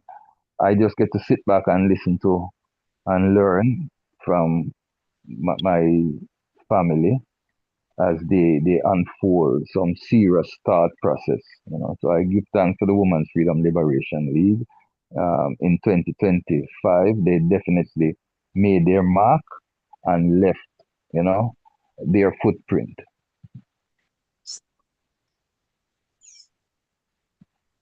To the chair. Honorable Priest Oswald. Let Empress Trisha continue. When she finishes, I will see what I have to say. Oh, so what you have to say, I was going to the next tile. Go ahead.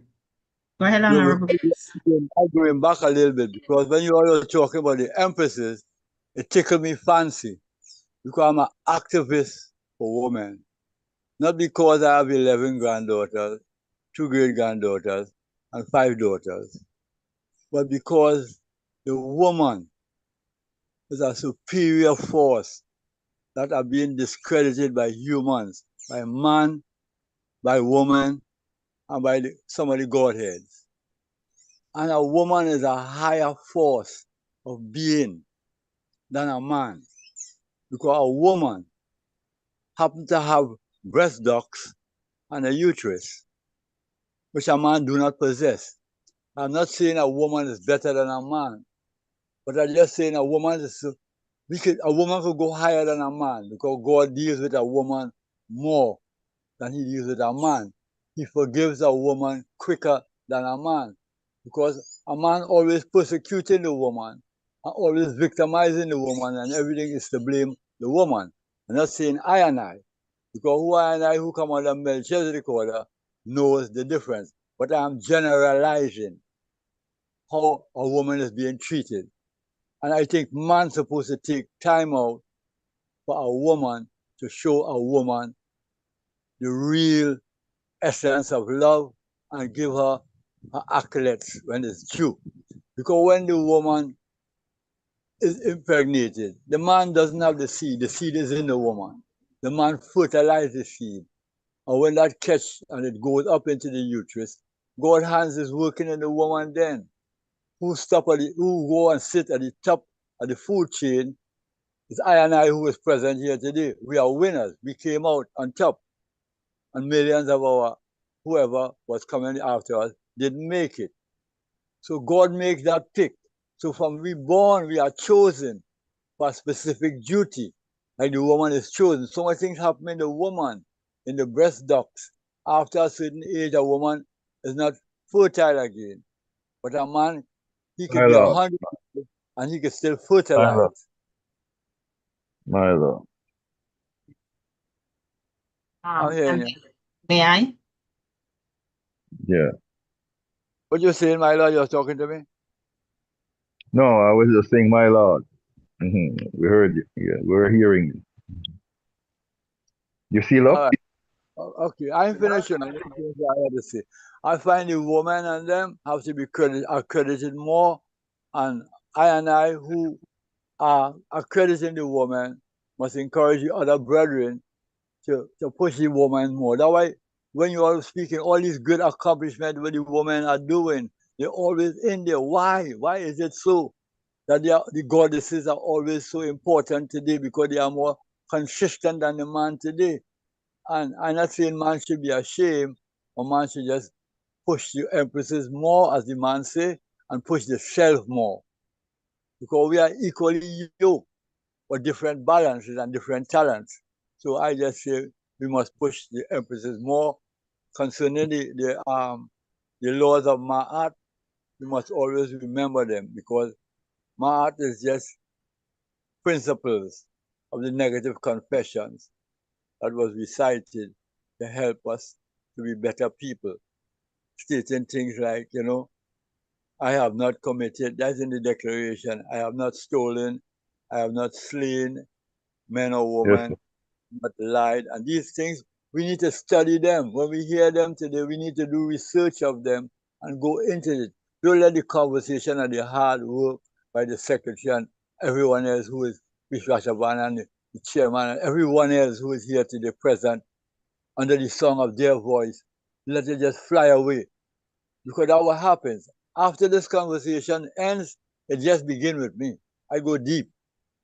So I think we need to take certain principles like that as such. And we must go deep in whatever we are doing and make it happen, because we have to make it happen, We can't be like a broken. We have to fix it. We have to do the reparation. It's not just the money that they're giving us. It's we repairing ourselves and repairing each other, my Lord and empresses. Blessed Lord. My Lord. The chair, And honorable priest, we do give thanks because we as empresses come with different set of skills. But in the Woman Freedom Liberation League, and we give thanks for the Honorable Queen Mother Mama Miriam and Queen Mother Lily May, because they allow us the opportunity to branch out. They allow us the opportunity, to speak our different truths, and we give thanks and glorifying them for that. We're able to come together as a sisterhood. We have sisters that, we have one sister in that every day she reads the word of inspiration for I and I. We have others like Honorable Empress Miriam in South Africa, who is full of information, that comes here and shares her information. We have other empresses like, give thanks for many of the sisters on the cast, the royal cast itself. Honorable Empress Diane, a tower of information. She's very good when it comes to healing and herbs and so forth, and she has a lot of knowledge. Honorable Empress Akim, who works with youths. Honorable Empress Cindy, always very well studied. Very, very well studied, especially on the African culture. Honorable Empress Karima, who is well versed in many, many areas, and myself, and we come together and we do what we have to do as empresses, and we give thanks and prayerfully for 2026. We'll have other empresses coming more into the fold. We know that time, because we're all on different time zones, that it is difficult, but prayerfully this year 2026, that we're able to get a lot more of the empresses. And we give thanks even for all of our brothers, our priests on this platform, who affords us the opportunity to just be free and speak our minds, even when we need to be corrected. Give thanks, Priest Earl. Even when we need to be corrected, you allow us the opportunity to voice our concerns and our opinions, and you make us feel comfortable and explain things to us in the way that it should be explained, because in many other areas, or even in the areas that we're living in, we don't have anyone that is as cultured and as calm and willing to share information as ones on this platform. So we do give thanks as members of the Woman Freedom Liberation League for our brotherhood. So give thanks, and for the sisterhood. Give thanks, Honorable Empress Miriam and Honorable Empress Lily May. Blessed. Give thanks to Honorable Empress Trisha, and to all the empresses, and to all the brethren. Let's keep that universal love going.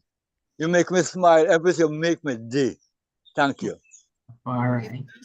Continue as we move along. No, Mama Miriam was saying something. Welcome, Mama Miriam. I just want to say give thanks, for all that you have said. Give thanks, my dear beloved Tech. We could not do it without you, sweetie. Love you. Love you more. Love, all of the love. Yes, moving to the next tile. It was very important by the priests that we do reach out, and it was so strange because it really didn't come from the empresses. It came from the brothers. Like, we need a storytelling for the youth. We need something in here. We've been doing everything for the family. We've been doing everything for the adults, but what have we been doing for the youths? And they came up with the African storytelling, of which several youths were a part of it, to include my grandchildren, and they were so enthused by the stories. They were so enthused by the storytelling and so forth, and we give thanks for that. So blessed. That's stuff, all right. And it's a tradition, and I have to remember that. It's an African tradition. It's called oral history. That's how we pass on our principles, our knowledge. That's how we drop little wisdom, through those stories, because it's for children, it's more palatable. You know what I mean? When you frame it in an exciting narrative, which brings out that childlikeness, even in you, the storyteller, because you get in touch with your youthful side in trying to bring yourself down to their level. And when I said down, I'm not meaning in any negative, I mean bringing yourself on their plane that they can ground with it, ground with what you're telling them, versus how we would speak to each other as adults. See, so it's an African way, and it's a crafted way. It's a skill, because the greats them of Africa, they are some great elocutionists. Chinua Achebe, yeah, Chinua Achebe is one of them. Cheikh Anta Diop is another. We have had some great African storytellers that not only are our academians, but they pass on the oral history. And this is a way of doing it. Go ahead, Empress.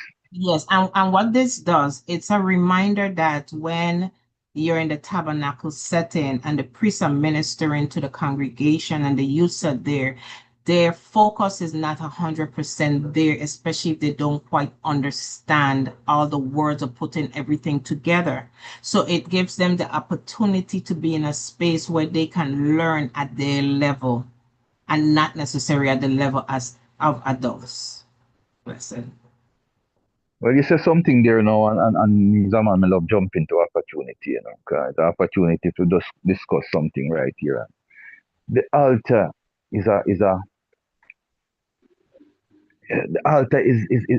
it performs many purposes, it fulfills many purposes, or it's supposed to fulfill many purposes within our community. When I want really come a service, they're supposed to leave with some levels of inspiration. And what I'm saying, when we have a service and you have youths in it as priests, there are narratives that we can use as well that brings the youths them attention into the perspective. This is where now as priests, as we get seasoned in our craft and in our office, we learn how to do these things. Where all ones within our congregation get something from the moment, and not just the adults. The youths are there just because the parents kind of demand that they need to be there.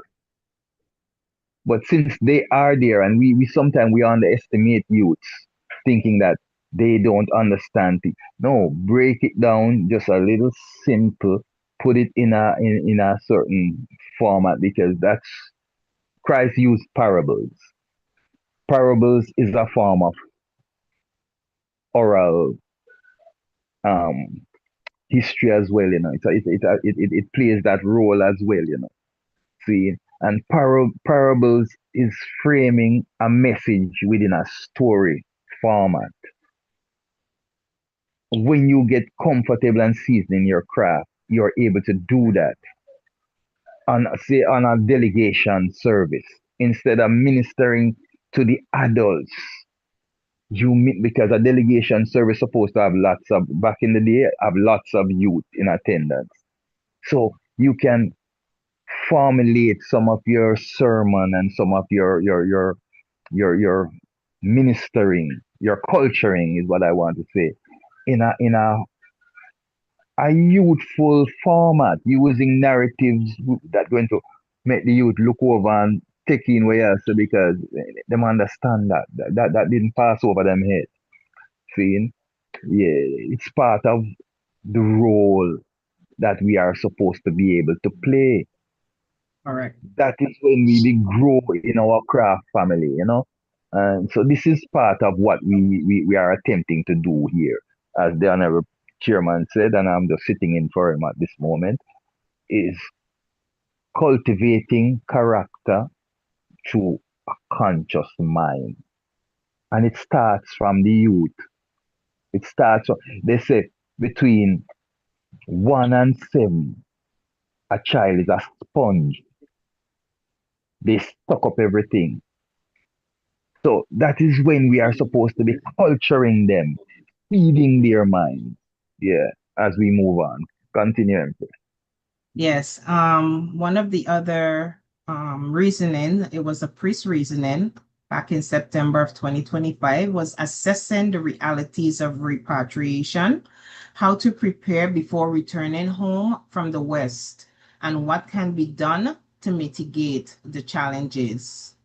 What are the responsibilities of a priest upon returning home to Africa, and what is a narrative that will be cultured to the Africans? And like we said earlier in our discussion, we have to be able to flick the switch. So we have to start thinking about that now. You know, the old saying, dance abroad before you return home to go dance at home. We find ourselves in that position. It's normally dance a yard before you dance abroad, but we find ourselves abroad. So we need to learn certain things here, so right now, before we go there, so, you know, start to put ourselves in that gear, you know, so it will remove some of the problems that we create for ourselves. Because enough time we have this habit of blaming everyone else around, you know. But some of the blame, some of the time, come directly from our actions. See? So if we become cognizant of that reality, that our mindset in the West is a different mindset than we are to have in Africa. You can't go into Africa and tell people say them can't run in public office because it's politics. That does not make sense.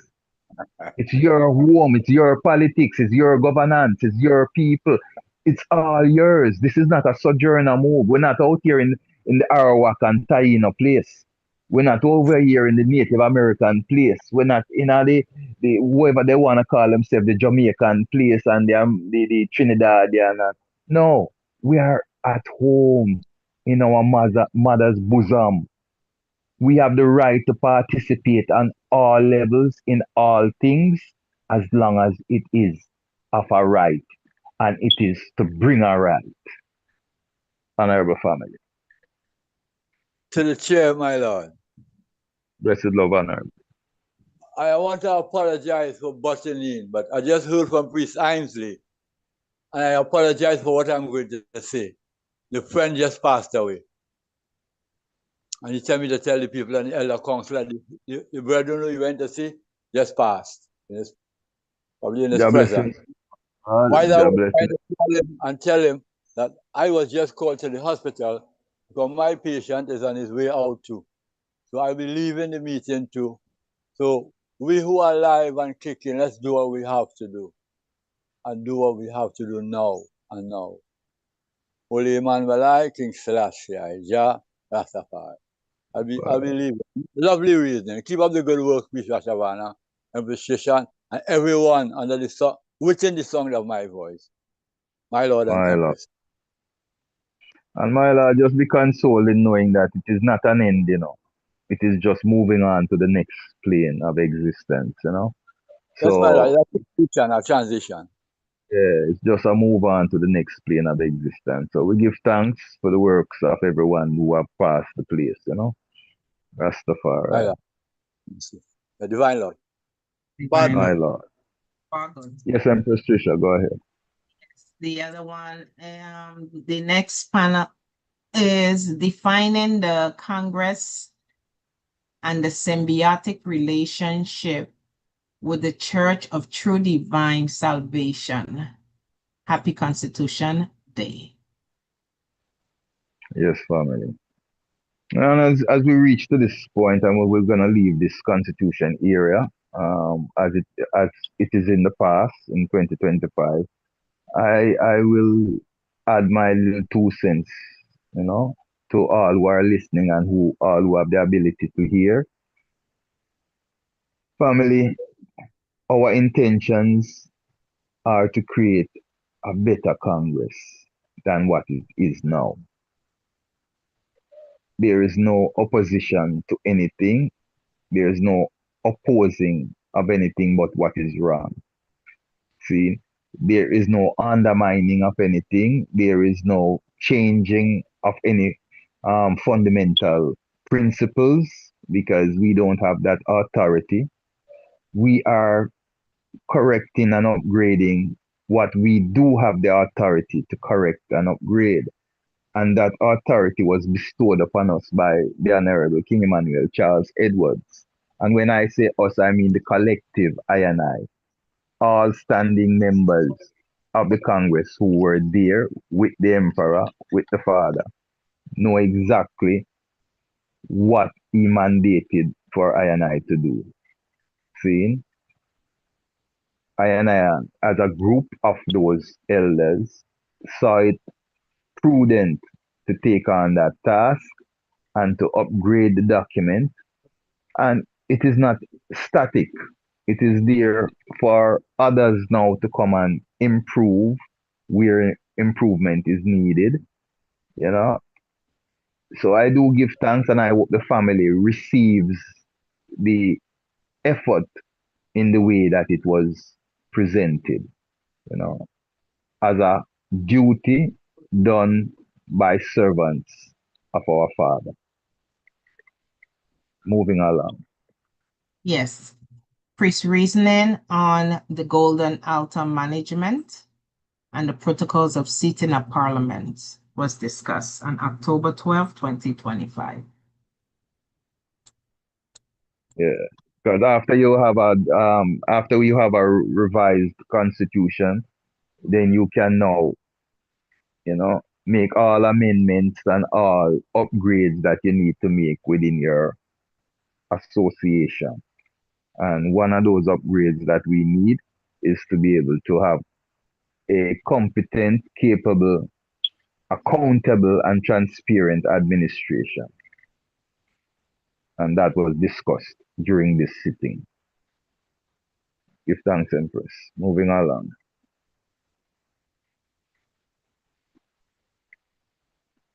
October 19th, a roundtable reasoning, unity in motion, historical account of the Bobo Ashanti Liberty with Honorable Priest Knuckles, Honorable Empress Miriam, and Honorable Priest Ainsley. Beautiful interview. Beautiful, beautiful interview. They recounted the past. Yeah, in a very pragmatic and applicable way, you know. Yeah, give thanks.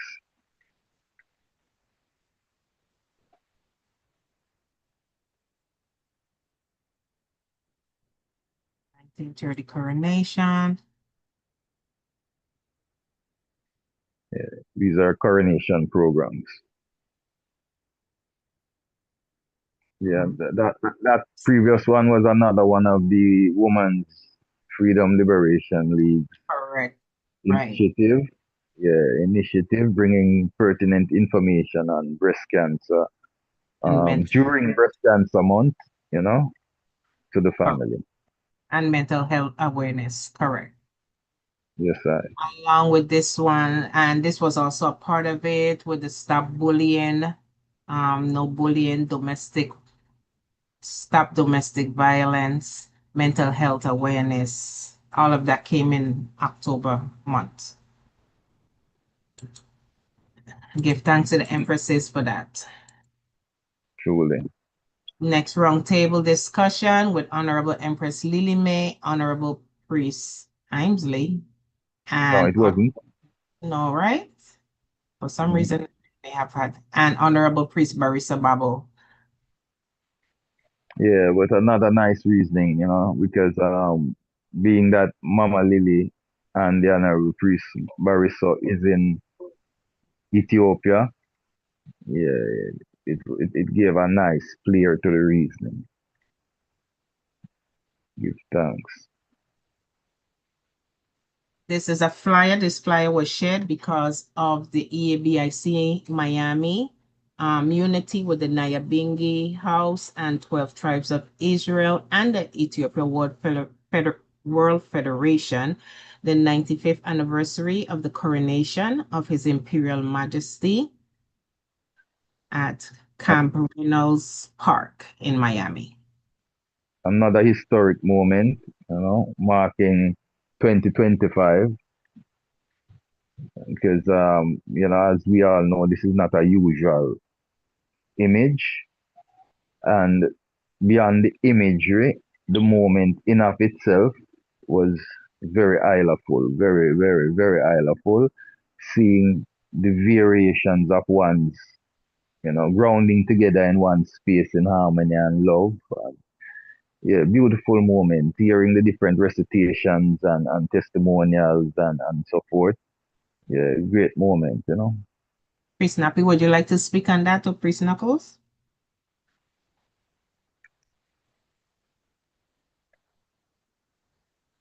As the two organizers, or two of the organizers of that event. I know I love it. And what I liked about this, because I did attend this, the Empresses, after service, we went to one particular area and we had a discussion in our area, and then the brothers, they went in their other section and they had their discussion, and then we all came together, and just held the vibes. It was really, really educational. It was really, really good. Sister Chipo was there. What's her name? Mama Desta was there, and one of the things is that was around the time just after the storm hit Jamaica, and the boat that Ras Ivy and them were on were not able to go to Jamaica and had to be deterred to Miami. So that whole set of ones came in also and took part in the celebration. Beautiful. Blessed love. Blessed love, honorable Yes, priest. honorable priest. Yeah, my love. Here. The floor Greetings recognizes and that. love.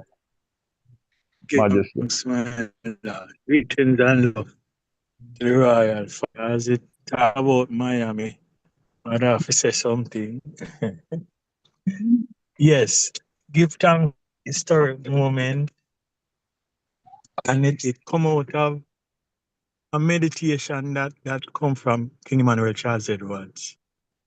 The father said this salvation order, or the ceremony order that him said, that this right is for not just the Bobo Shanti, not just the Rasta, but it is for all black people, the Baaled, the Comid, police and soldier. They all make a joke about if you see a man in a short pants and in undershirt pan line when we are line up, and the soldier them and police them with dash the clothes, the uniform them, to be a part of it. That wholeness that the Father teach us, some of us miss that aspect of the lesson and only push the uniqueness of the ceremonial order or the Bobo Shanti order.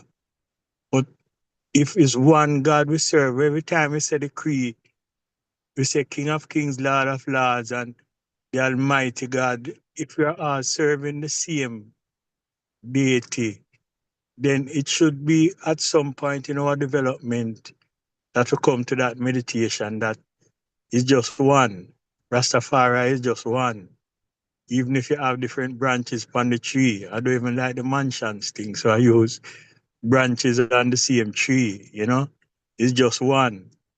And it brought the community out that neither the Bingi nor the Bobo by ourselves have never brought out so much ones to an attendance of a celebration before. Years ago we did, but so it's just moving towards that higher consciousness within ourselves that eliminate the barriers and the separation and the misfits and come to one harmony that is one God. We're all one, and brought forth such a beautiful occasion. Yeah, we give thanks. And I have a priest Nappy and all the bridging them, as one, the elder empress from the Bingio said to me, say, when she come out of the Sabbath service ending on the Sabbath, she say, me have to tell her, I say, oh, them have whole heap of principle them have to learn from the item, Yeah. And I don't think without that event and the corporation that brought it forth, the one that see that highlight, the separateness you don't know. You can't be close to somebody that you don't know. So we have to have that time when we are together and close to bring forth that unity, you know? My Lord and Empress. Yeah, we give thanks to that occasion. Blessed Lord. And as a result of this celebration, the sisters were able to create a WhatsApp platform that we commune, with each other, periodically. And so I give thanks for that, getting to know ones and understanding what they do and how they do it and, different topics that is spoken on there. So give thanks. As a matter of fact, through the chair, we are also in continuation of that unity of form what you call the United United South Florida Collective, that we have had 3 occasions of fundraising towards helping out the Rastafari community in Jamaica that has gone through the hurricane devastation, and still working together even from that moment. So wasn't just an occasion for the celebration, but a move towards a closer unity, because we all are in the same boat and we're all experiencing the same pressures from colonialism. And our solution is going to be one for all of us same way, My Lord and Empress, blessed Lord. Blessed Empress Hakim. Blessed love. Hi, Priest Knuckles. Blessed Lord, Royal Yes, Empress. blessed love, Elder. I didn't get to make it this year, right? But I was there last year, and I wish I was there this year because the pictures and everything that I saw was so encouraging and uplifting. I want to big up Priest Nappy for, and I know his queen as well, who organized things and brought everyone together. Because when I think about Rastafari, I think about the unity. I think about the turban wearing and the gowns, the robes, and I think about the bingy and their hair out, and I think about all these variations of who we are. And to be honest, this is who I am. When I come forth to our reasonings on Sunday, I'm not coming just as a Bobo Shanti Empress. I come as a Bingy Empress. I come as a 12 tribe. I come of all, forth in Rastafari overall. And I think what Priest Noko said is very, very important, that we rise above our own individual, right, ways that we are in this liberty and embrace everyone. And I pray to see that kind of union and happening on a regular basis, because that's, as a young one learning about Rastafari, that's what I saw, and I just wanted to make, just lift that up. Everything that Priest Knuckles said is what I feel, and that even when I think about the Congress, I know we said we weren't going to talk about it much, but this is something that weighs heavy on me, and I'm still learning. Ones know that I'm still very new to the actual organization of things, but I'm learning a lot. But when I think about the Congress, I think about the purpose of the Congress. The Congress is supposed to lead all, right? Not just Bobo Shanti, but to lead all. And I think about the Congress being the umbrella, the covering for every mansion. And what does that look like? We all come together. We all look for guidance. We all look for, sound reasoning and marching orders to move forward, repatriation and worship and all these things. And so I just wanted to, again, just share my meditation on the whole thing, about really a true oneness of what Rastafari means. Even though everyone, each mansion has their own way of doing things, but really and truly it's the spirit of Jah that brings us together, And so I just wanted to make that point. Blessed love. Give thanks, Empress. Yes, Empress. It's the colonial era that has separated us, even within Rastafari, because the days of Key Walk Nazareth, Bethlehem, Capernaum. Those are different camps that our father established. During those era, Rastafari was still within the oneness, especially back in Kiwak. So when an ISIS was called, no matter where it was called, all Rastafari attended. So if it's called over Trenchtown, that is where you're going to see all Rastafari going towards Trenchtown. If it's called over Bakawal, it is the colonial era. It was deliberately done to separate us, because when we are separated, our power is lessened. There is a saying, 7 brothers, 7 different minds, and we understand that. But the God essence of Rastafari, what we preach, and what we were taught and what we also teach, is that unity, because that is what we learned from the founders of this tribe. First, Marcus Mosiah Garvey with the vision of a nation, because he came and his purpose was to create nationhood. Then when we look at the emperor's vision, creating the OAU, another great effort in showing us unity without uniformity. And when we come again now and we look at our father, not at what became the Ethiopia Africa Black International Congress, but prior to even it becoming what it has become. In 1958, when that groundation was held, and we keep on missing or leaving or not highlighting this aspect of it. Yes, the Congress came into being, but it was the collaborative effort that made that groundation historic, what it is. It's an historic occasion, not because only Bobo was there and it became the Congress, but every group was there. The co-host was not a Bobo. You understand? It showed unity. It showed that is the last real view of Rastafari solidarity. After that, the splintering came and the whole colonial process came to bear on I and I, just as how it came to bear on all other Africans.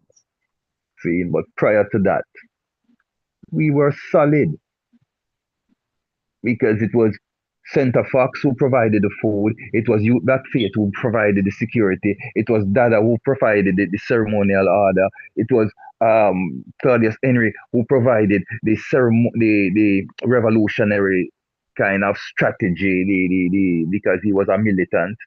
So it had all the components that were in that moment. Solid unity. Moving along. Right. November 16, 2025, another testimonial of the Saints and Apostles of the Black Prize, Honorable Priest Norman Lamont, Honorable Priest Nappy, and Honorable Priest Earl. Another good discussion at the round table.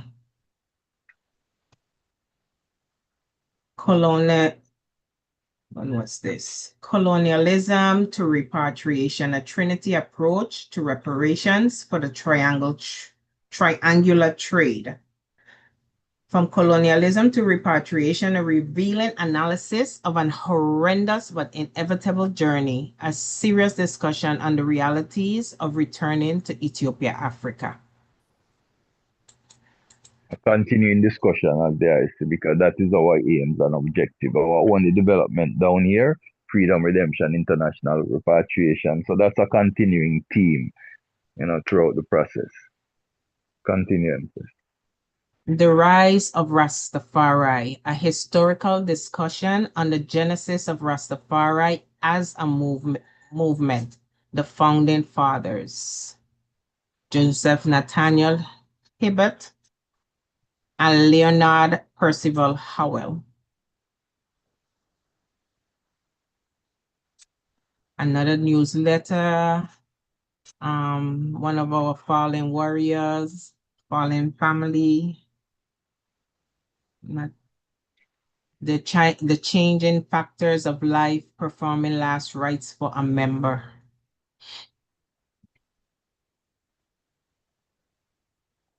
EABIC Council of Elders, a step back in time and discover the past. Taking a look at Rastafari from a revolutionary lens. What inspired the rise of the movement? Was it religious or was it to gain social equality? Identifying the approach needed in the 21st century. How can Rastafari contribute productively to the current African revolution? Taking a practical look at iStory. What did I miss? The Mama Warriors, Thomas Sankara, a discussion on African future, he who suffers, conquers, and in the final resort, wins the crown of victory, Emperor Haile Selassie I. There's also a picture of Captain Ibrahim Traore.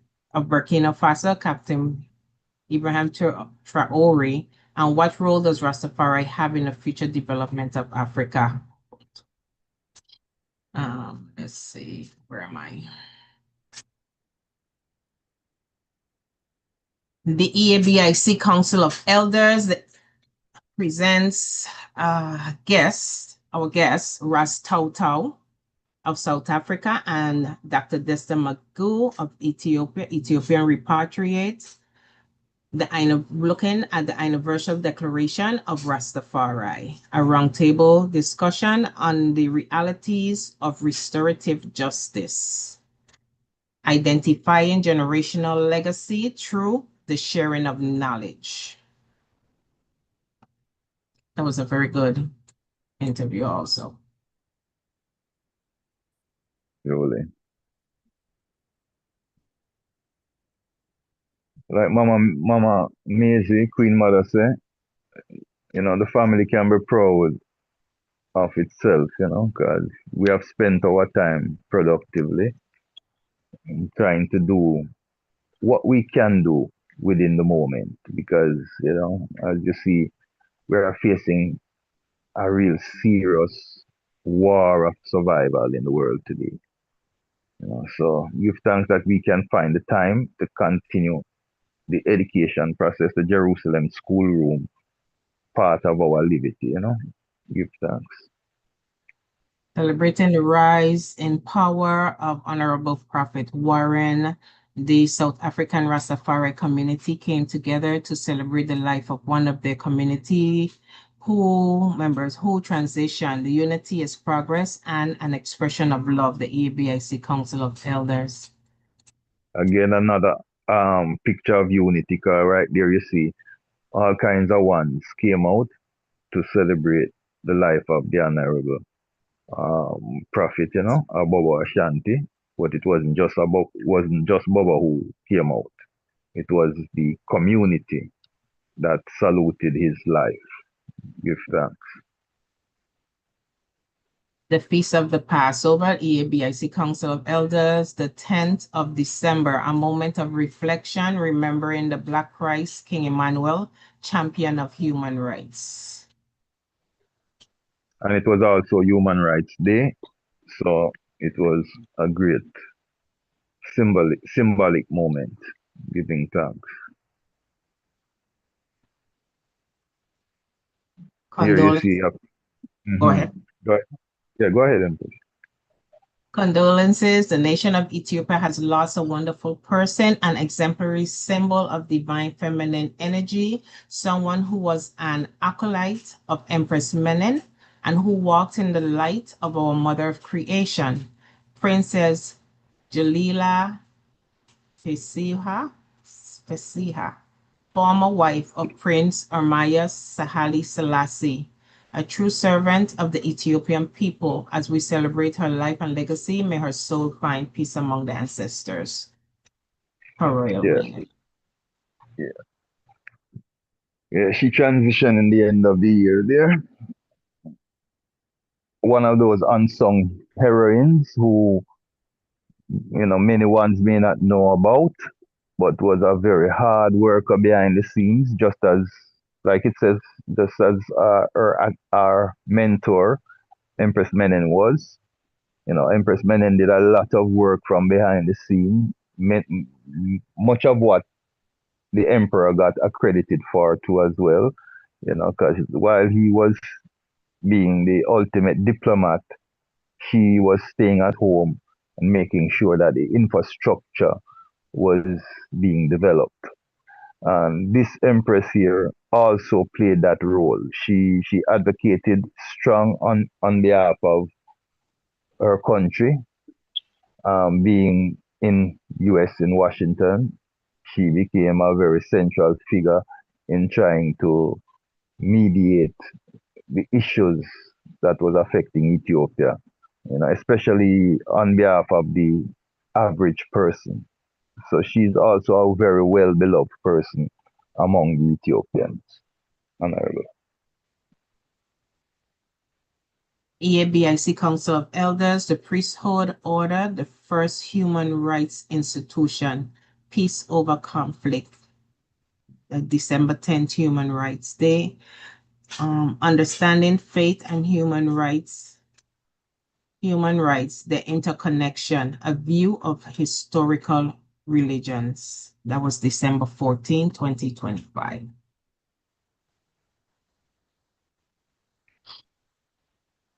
Okay, this was another bulletin showing the unity of ones and ones linking up in Miami, Panama, Ethiopia, Jamaica, Trinidad, and South Africa.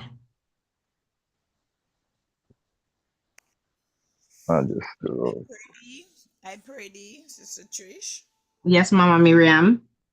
You remember that we give back to the school, even though it's Women's League, it's still a part of the council. I don't hear that one. That is so true. Yes, yes. The Woman Freedom. Yes, I just couldn't. Yeah. It to the family just has been difficult making certain that all of these flyers and so forth were compiled. What Mama is alluding to is the outreach, the Women's Liberation League outreach program that she has been championing by reaching out to schools in the vicinity, and contributing items to upgrade the school. The Women's Freedom Liberation League has done a major job in 2025 in forging that type of relationship and painting that glorious image to the community that we are there to serve them and we are not just there, Yeah.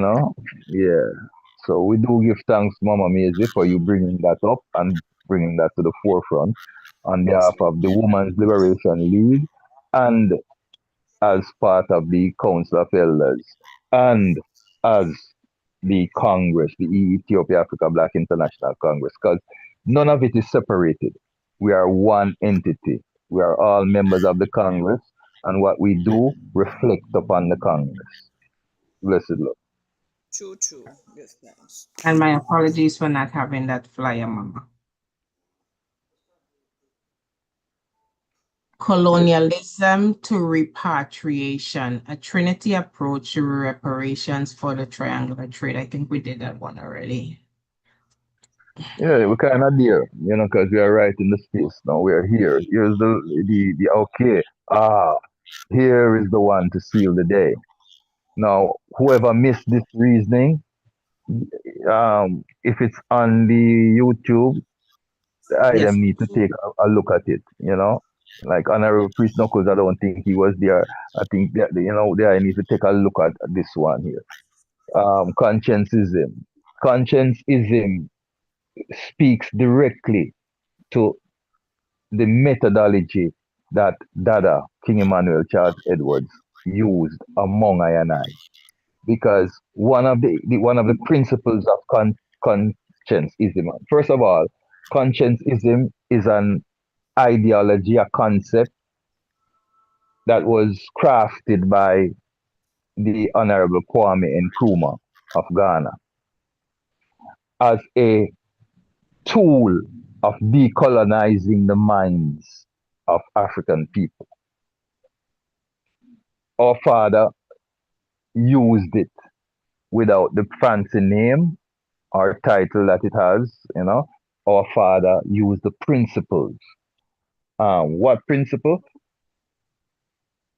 Kwame's outlook was that there are certain elements of the external world that is in our midst, regardless of whether we want it to be or we don't. It's there, it's part of our reality, meaning religion, Christianity, um, whether it is politics, whatever it is that was not part of the African construct originally, that is there, that cannot be ignored. His take on it was to Africanize it. That means develop it in a way that it serves you, your culture, your people, since it has to be used in your midst.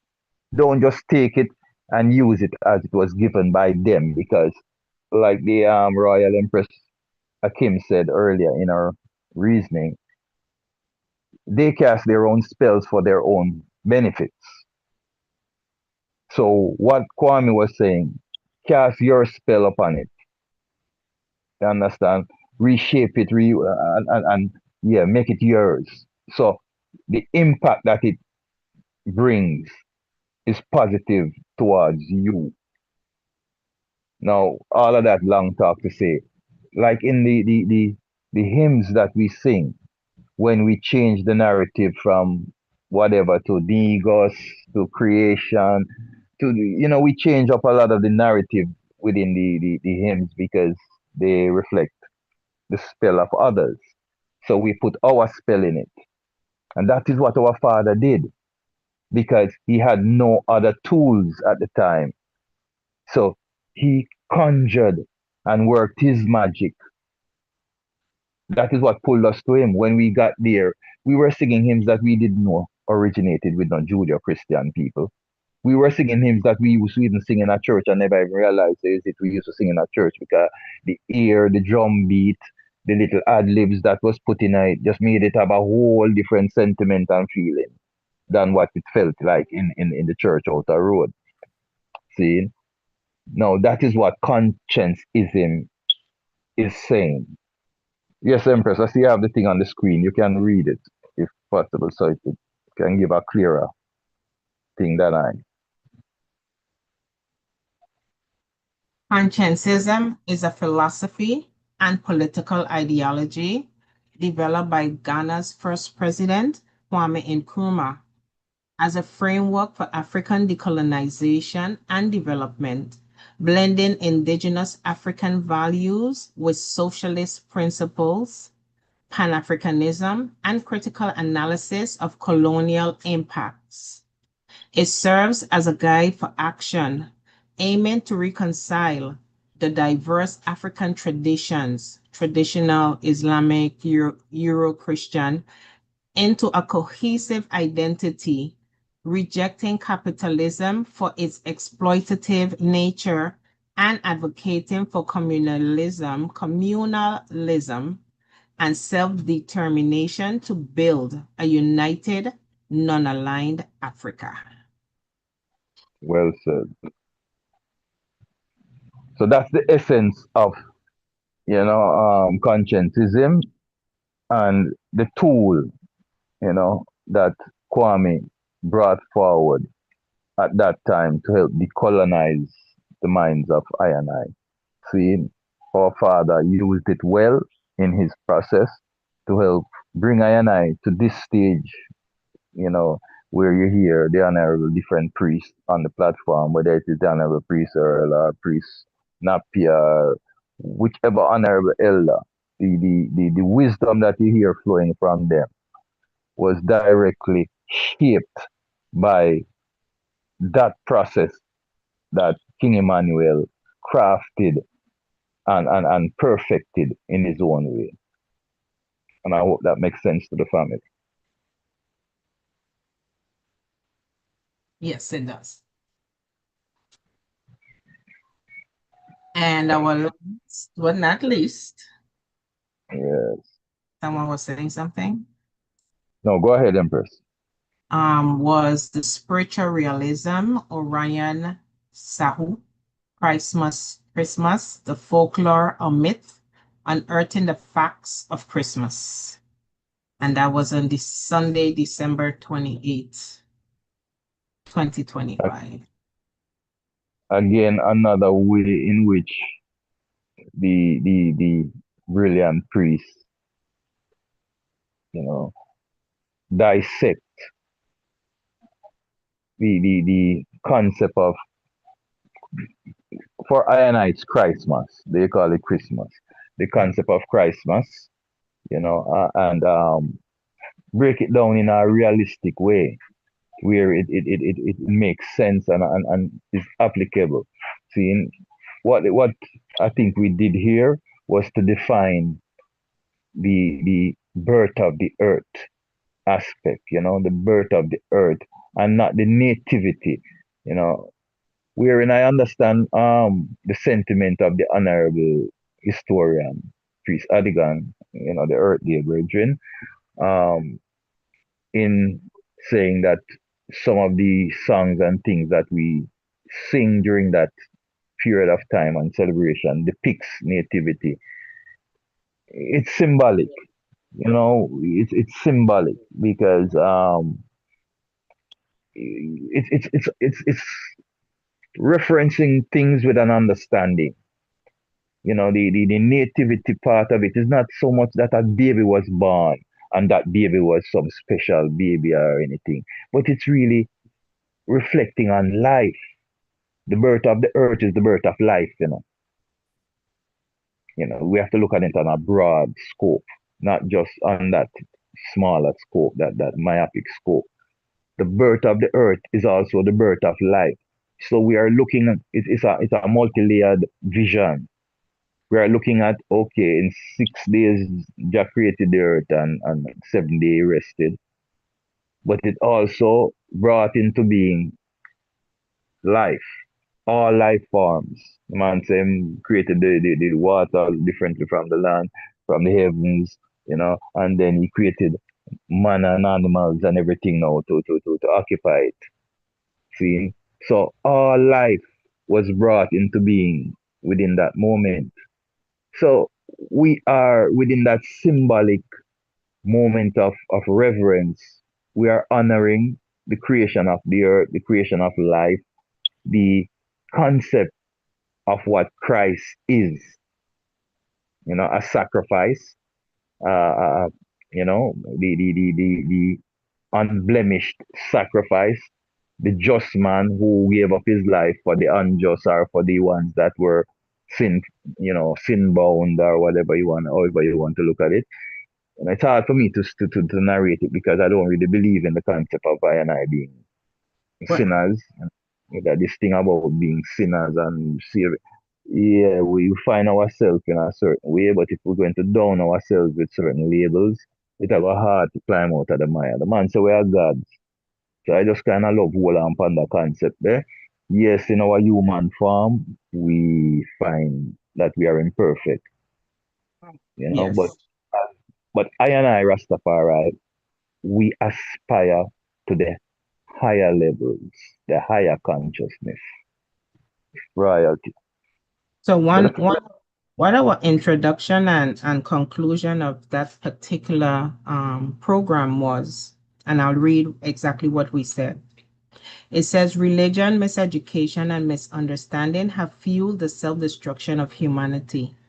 The religious belief that man is above nature and that nature is there as a tool of man has caused many of the current predicaments facing humanity. Today, the facts will show, using logic and history, that people are but a part of nature, and that within the chain of life, man is replaceable and expandable. Nature can and will continue without the existence of or presence of humanity. I will attempt to show how the the concept of religion and God is understood from humans' limited understanding of the cosmos and its relation to Earth. None of this religious dogma of supremacy preached by theologians are based on irrefutable facts, but is based on philosophy, supposition, and theorization. The limitations of humans being unable to create the utopia ideology professed in aspects of religion in real time proves human fallibility. What links and binds humans to cosmic existence is the energy or the spirit of life, the engine of the human temple. Understanding the internal force is a key to human eternity. And then it concludes by saying, the journey of life is about gaining knowledge and understanding its proper use. The fact that no human alive has existed from the genesis of life to this era is clear that humans are not the creators of or sustainers of life. While it is possible to achieve divinity, the spirit, while physically embodied, has limitations that are intrinsic to being human. Divinity is the highest level of consciousness attainable by man. With this established, or with this being said, competition in an attempt to prove supremacy is fruitless. Such efforts would be best served in creating the human utopia within harmony is the greatest reward achievable on earth. Ashe. Yes, we're in harmony is the greatest achievable existence. Honorable. Back to the chair. Unmute your mic. Yes, I give thanks. Was someone calling for the floor? If not, yeah, this wraps up the year, 2025, the year of reparations, as the Council of Elders have presented to the world, the knowledge of what it is to be African and the foundation of I and I liberty as Africans and as Rastafari.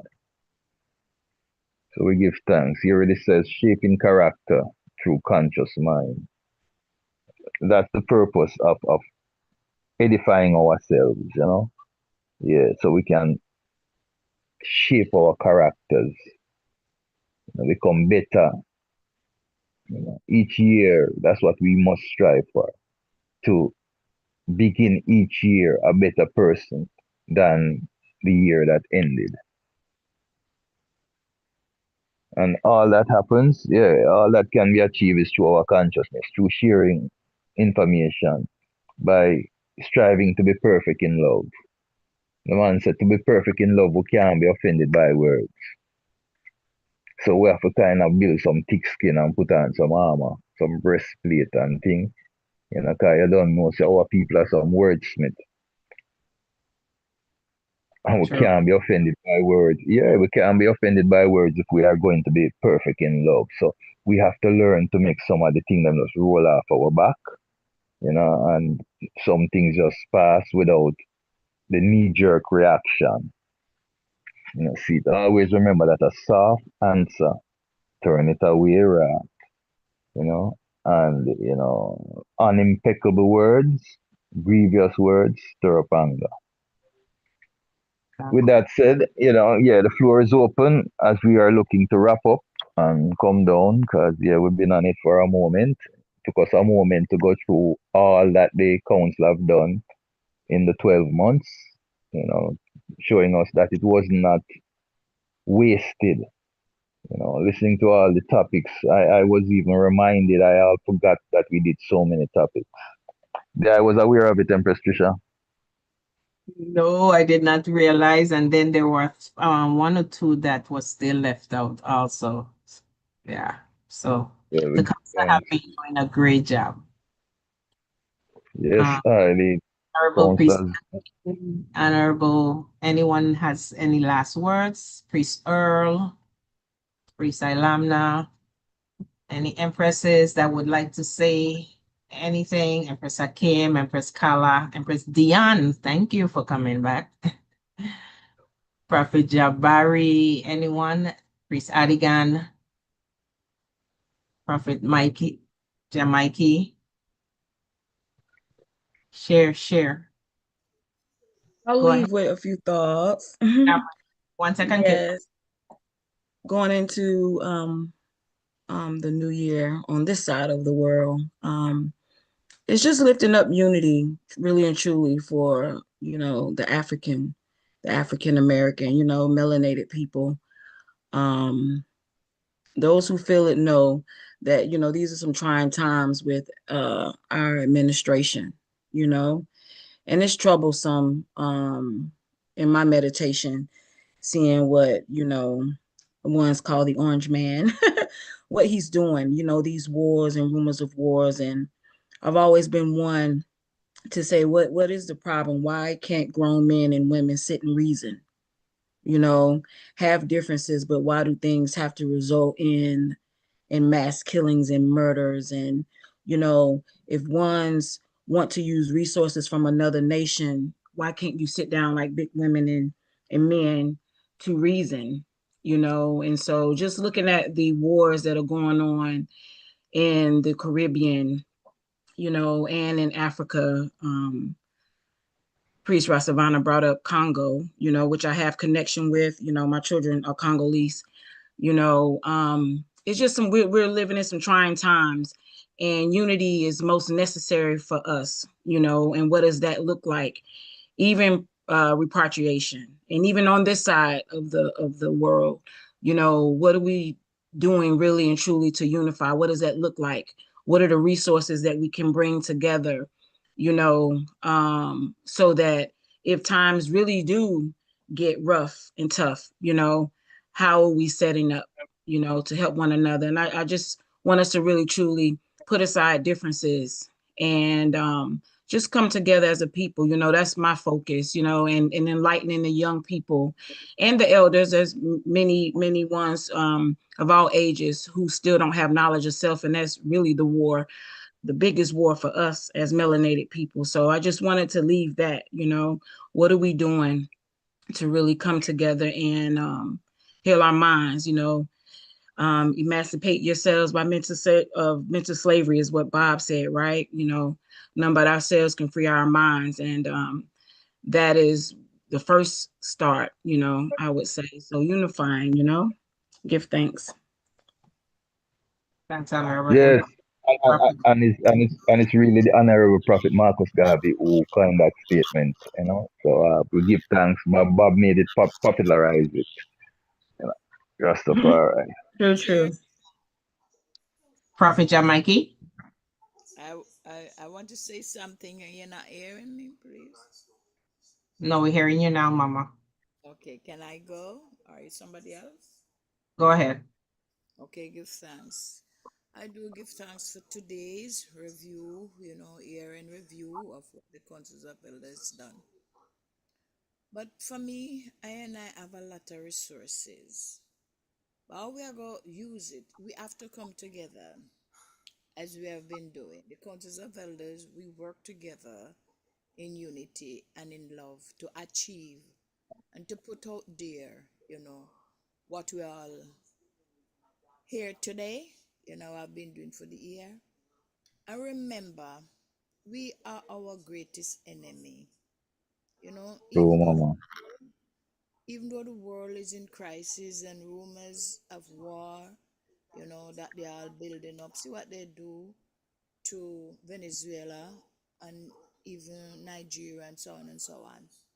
But in the Bobo Shanti world, right, we are our greatest enemy. So for 2026, I would love for us to take a look into ourselves and stop tear down our one another and put and come together in unity. Let all stick become in a bundle, right? Because one stick cannot walk. And remember, family, when we are divided, we cannot stand. But when we are together, thickness, yeah, nitty gritty, we will move mountain.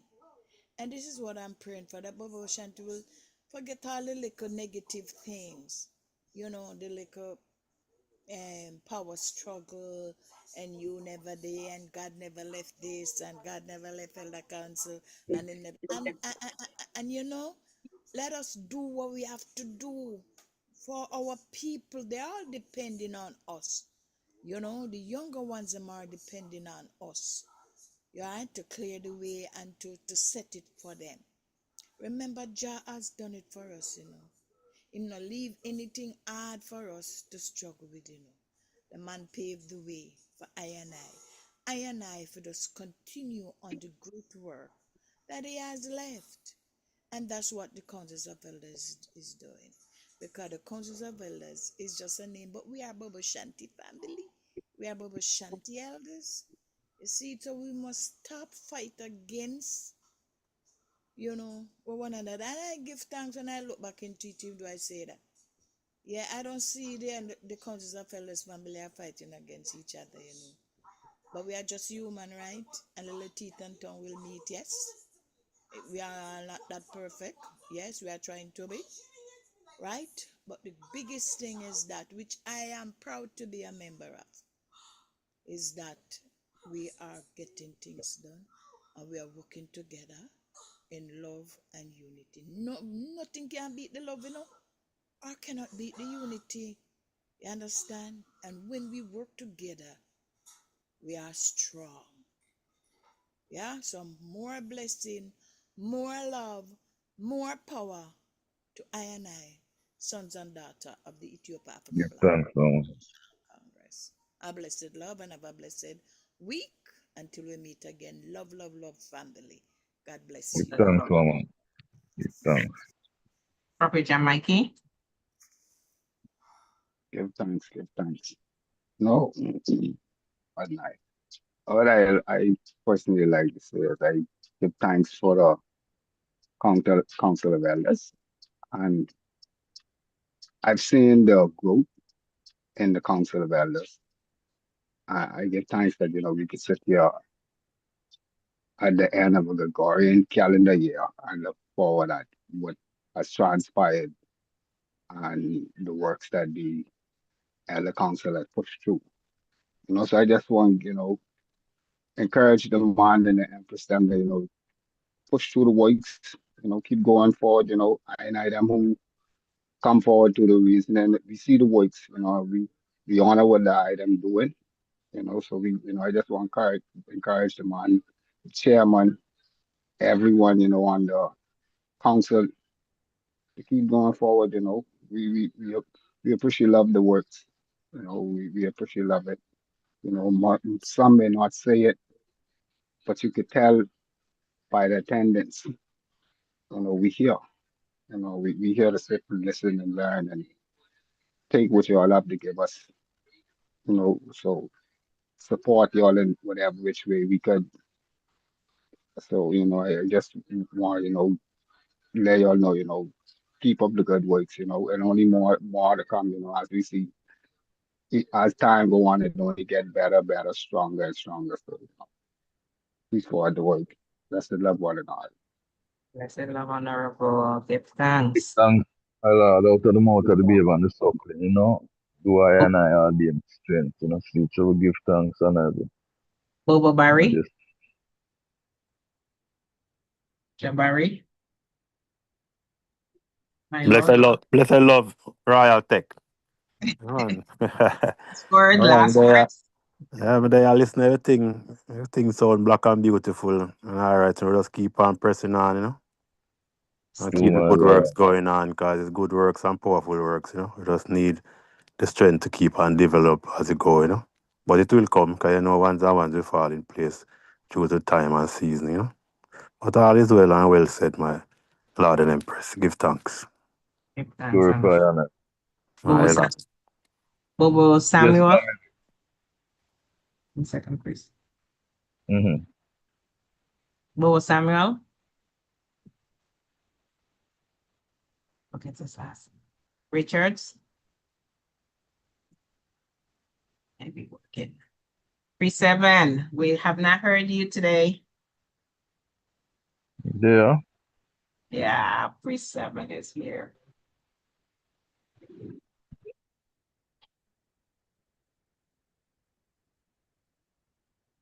Priest Adigan, Greetings, you can hear me? we can hear you now. Yes, I through the mic, you know. And then Yes, on the sir. road, excuse I man still yes, I am impressed. One thing I got to say is give thanks for the eye. You know, you have come a far way and you know, knowing that you was destined for this position as you were seeking throughout the earlier times. And I know that you show your perseverance despite of the odds that was amongst different personalities that was within the midst, you know. And I give thanks that you know, you have grown such a far way and I glorify taking up the role and the mantle, rolling with it, you know. Yeah. So, and you know, give thanks for everyone, you know, who are still, you know, into the fight, you know, in the midst of the fight with love, you know, truth and light. So yes, my lord, that I have to say, and yes, press along in your own way. Royal Saints, my lord, Royal Congregation, Empresses and Princesses, love in the house. Majesty bless. Any other Yes, sound? Okay, back to the chair. Yes, family, we do give thanks enough for the moments. You know, I think we have exhausted the moments. We do give thanks for another, you know, privilege of communicating with one another, communing with one another, you know, breaking bread, you know, Mama Lily may still with us? said. Yeah, I don't know if Mama is up, but she's still on the platform. Mama Lily. Blessed love, blessed, blessed, blessed, blessed to one and all. Give thanks for life in the mighty life giver. When Emmanuel I Selassie, I Rastafari. Give thanks for all said and done. I listened, and I give thanks and glorify. I just strengthen us to continue, you know, on this righteous road, you know. Give thanks to each and everyone. Each and everyone, you know, the dedicated souls, you know. Give thanks to Mama Miriam Endurance, carrying the mantle of the Women's Freedom Liberation League at this time. Give thanks to Empress Trisha, faithful and loyal. Give thanks to Empress Dion and Sister Kim and Sister Fu and all of the sisters on the Women's Freedom Liberation League platform. Sister Miriam from South Africa and Sister Audrey and Sister Gemma. Give thanks for the daughter of God, you know, the father of God, the mother of God, you know, the brother of God. Give thanks for our headquarters. Give thanks for all branches. We give thanks and glorify for giving thanks. Most High, so that's Rastafari. And I enjoyed what I heard. Because sometimes I was out, you know. I give thanks and glorify for all said and done. Most High, Selassie, Jah, Rastafari. And strength to strength for next year. Give thanks. I didn't see all the flies because I was lying down and my phone is on charge. Yes, right. Thanks and glorify and all strength and peace Earl. Press along. And all peace I'm staying Give thanks to each and everyone. You know, we rhyme the work, oh Lord, you know, and continue to bless us and strengthen us, your children, the faithful few. Jehovah, Jah Rastafari. Give thanks to Empress Menin, Prophetess Amy Jake Scarvey, and even Sister even text me today and give thanks for Mama Masheme Bet, Celia, Empress Selassie, Mother, you know, the womb that bear him, you know. I give thanks and glorify for the daughters, you know, that recognizing the mothers, the great mothers from Mama Sarah, you know, straight coming down the lineage to I, the children, you know, we're trying to do Jah works, you know, and I ask Jah to strengthen each and every one. Rasavana, stand up for Negus, you know, I the souls of Jah shown, you know. Maybe keep their banners high and flying high, no matter the trials and tribulations. We'll never turn back, you know. On this road, for life and more life and more life. Jovia, yeah. Yeah, Rastafari. Peace and love. Mama, glorify, you know. Lily, Yeah, more man. love and strength, Mama Lily. Love you, sis. More love and strength. Mama Miriam. Blessed love, Mama Lily. Pre 7. Yes, I'm waiting. We're so blessed, Rasta. We're so blessed to have the item in our midst, you know, royal mothers. Don't think say we don't take it real serious, you know. To have a Mama Lily in our midst continuously is a gift. It's a glorious gift. You know, to have a Mama Miriam in our midst continuously is a gem, is a gift. So we do give thanks to the item, Mama. See? Yeah, man. Amen. Honorable Pre-7s. Blessed Lord. Yes, my Lord and Empress. Finally hear the voice. Yes, Honorable PRO. Yes, give thanks for the reviewing. Give thanks for all things said and done, you know. And you see how much hours the review went, and also how all heap of work. Mm-hmm. Yeah. So we give thanks for that, you know. That mustard seed which started and grew, you know. That faith we had, you know, and it grew, you know. And we give thanks for what it grew into. Give thanks for where we are at and where we are going and knowing where we're coming from, you know. And give thanks for one and all who partake within all the reasonings. Give thanks for members of the executive board, you know, working tirelessly. You know. We have to give thanks to each other, you know, because it's not that we are bragging or boasting, but God is the workman in us all. You know? To my Lord. To my Lord. So right now we're praising God as we praise ourselves, same way, you know? Yeah, it's the God and the one God in us all, the oneness, you know? Yes, my Lord. So we give thanks again. I know the chronicles continue. Bless the Lord. My Lord. Yes, I. To the chair. Honorable Priest, Honorable Brown, Minister Penn, my Lord, the floor is yours.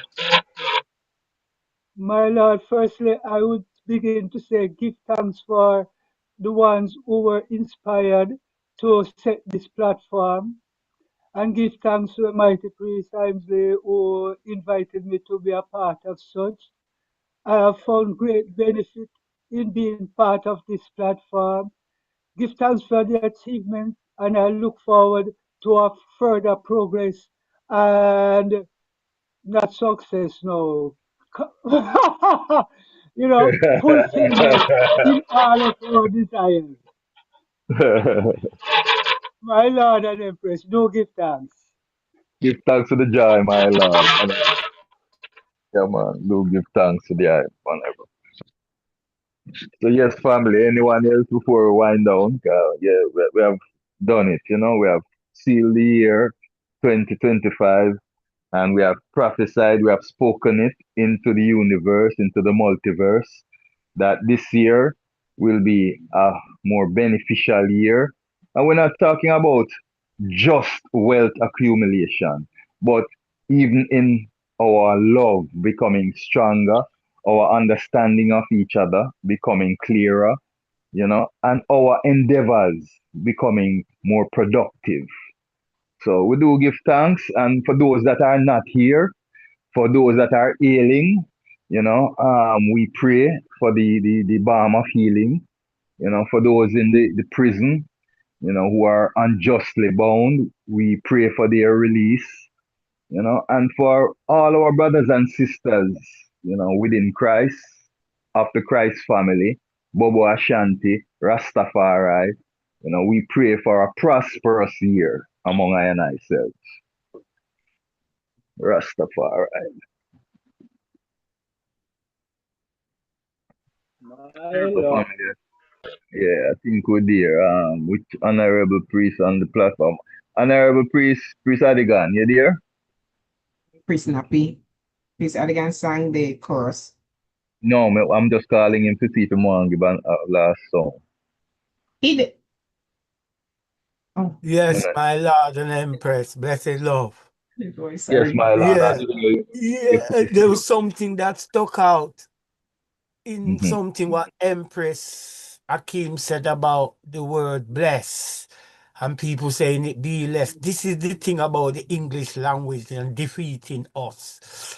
Because if we translate bless into Amharic, you get baraket, baraka, yata baraka, blessed versus bless. So be less, I don't make them word thing because you split it up now. Be less is BELESS.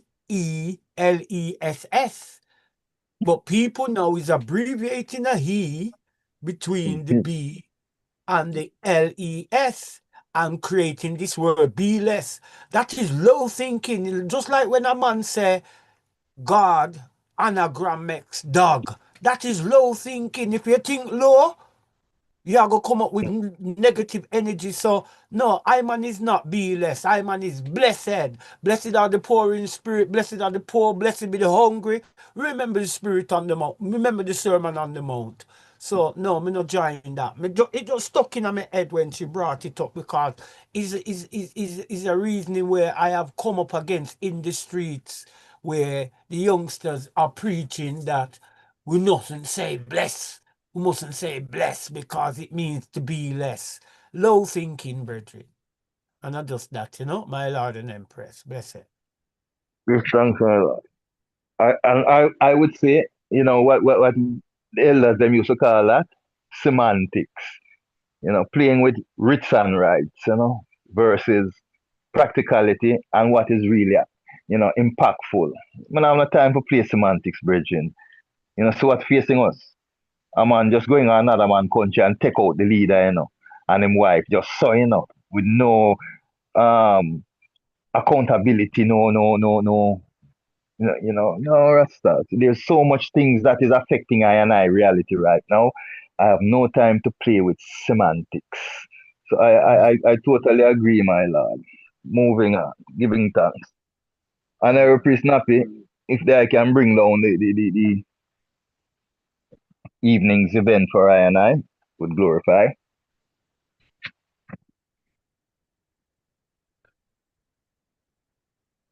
Priest Napsy there. Go away, seal a word and bring down the meeting, the reasoning.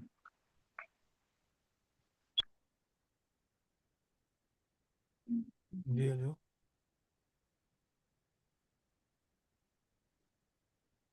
Priest Nappy. Yeah, boy, muted. Like him there from him phone. Just speak up some more, Priest Nappy. I can hear you a bit. Yeah, man, Priest Adigan, just seal since you're there. Just seal with down. My Lord.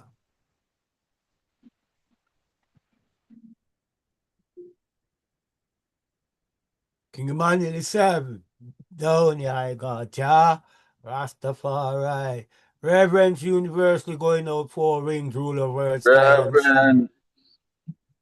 Glory be to our Father, and to the Son, and to the Holy One of creation.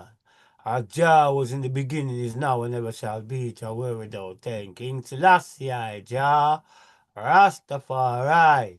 Behold, how good and how pleasant it is, brother and sister, to dwell together in peace, love, and unity. It's like the precious ointment upon the head that went down the bed, that ran down the bed. Even Aaron's bed that went down to the skirts of his garment, as the Jew of Hermon, as the Jew that I sent upon the mountains of Zion. For there the Lord commanded the blessing, even life and love forevermore. So we hail our God, Selassie, Jehovah God, Rastafari. Our Almighty God, Rastafari, great and terrible God, Rastafari, the Almighty God. Jah who seated in Zion and reigneth in the hearts of our flesh. O the most high eternal Father, Jehovah God, Rastafari. Hear us and bless us, O Lord, keep and sanctify us all. Cause thine holy face shine upon us, thy children, that we shall be saved and redeemed. O thou most high God, Jah, Rastafari, our Father who art in Zion, hallowed be thy name, thy kingdom come. I will be done on earth as in Zion. Give us this day our daily bread. So let the words of our mouth and the meditation of our heart be acceptable in thy sight. O Jah, our strength and redeemer. Jah who sits in Zion and reigneth in the hearts of our flesh. O thou most high God, Jehovah, Jah, Rastafari. Dare to be a Daniel, dare to stand alone. Dare to have a purpose firm and dare to make it known. Jehovah, Jah, Rastafari, my Lord and Empress, Prince and Princess, God and Goddess, blessed.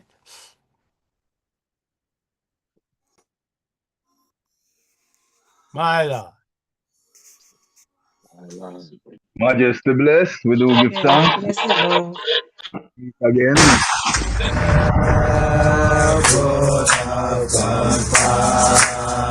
Great is thy mercy, Father God. Great is thy mercy, now in my weakness, taking thy favor. Now in my weakness, taking thy favor. Lord, I'm coming to better day. Lord, I am coming closer to bless everything, my wonderful Savior. Blessed Redeemer,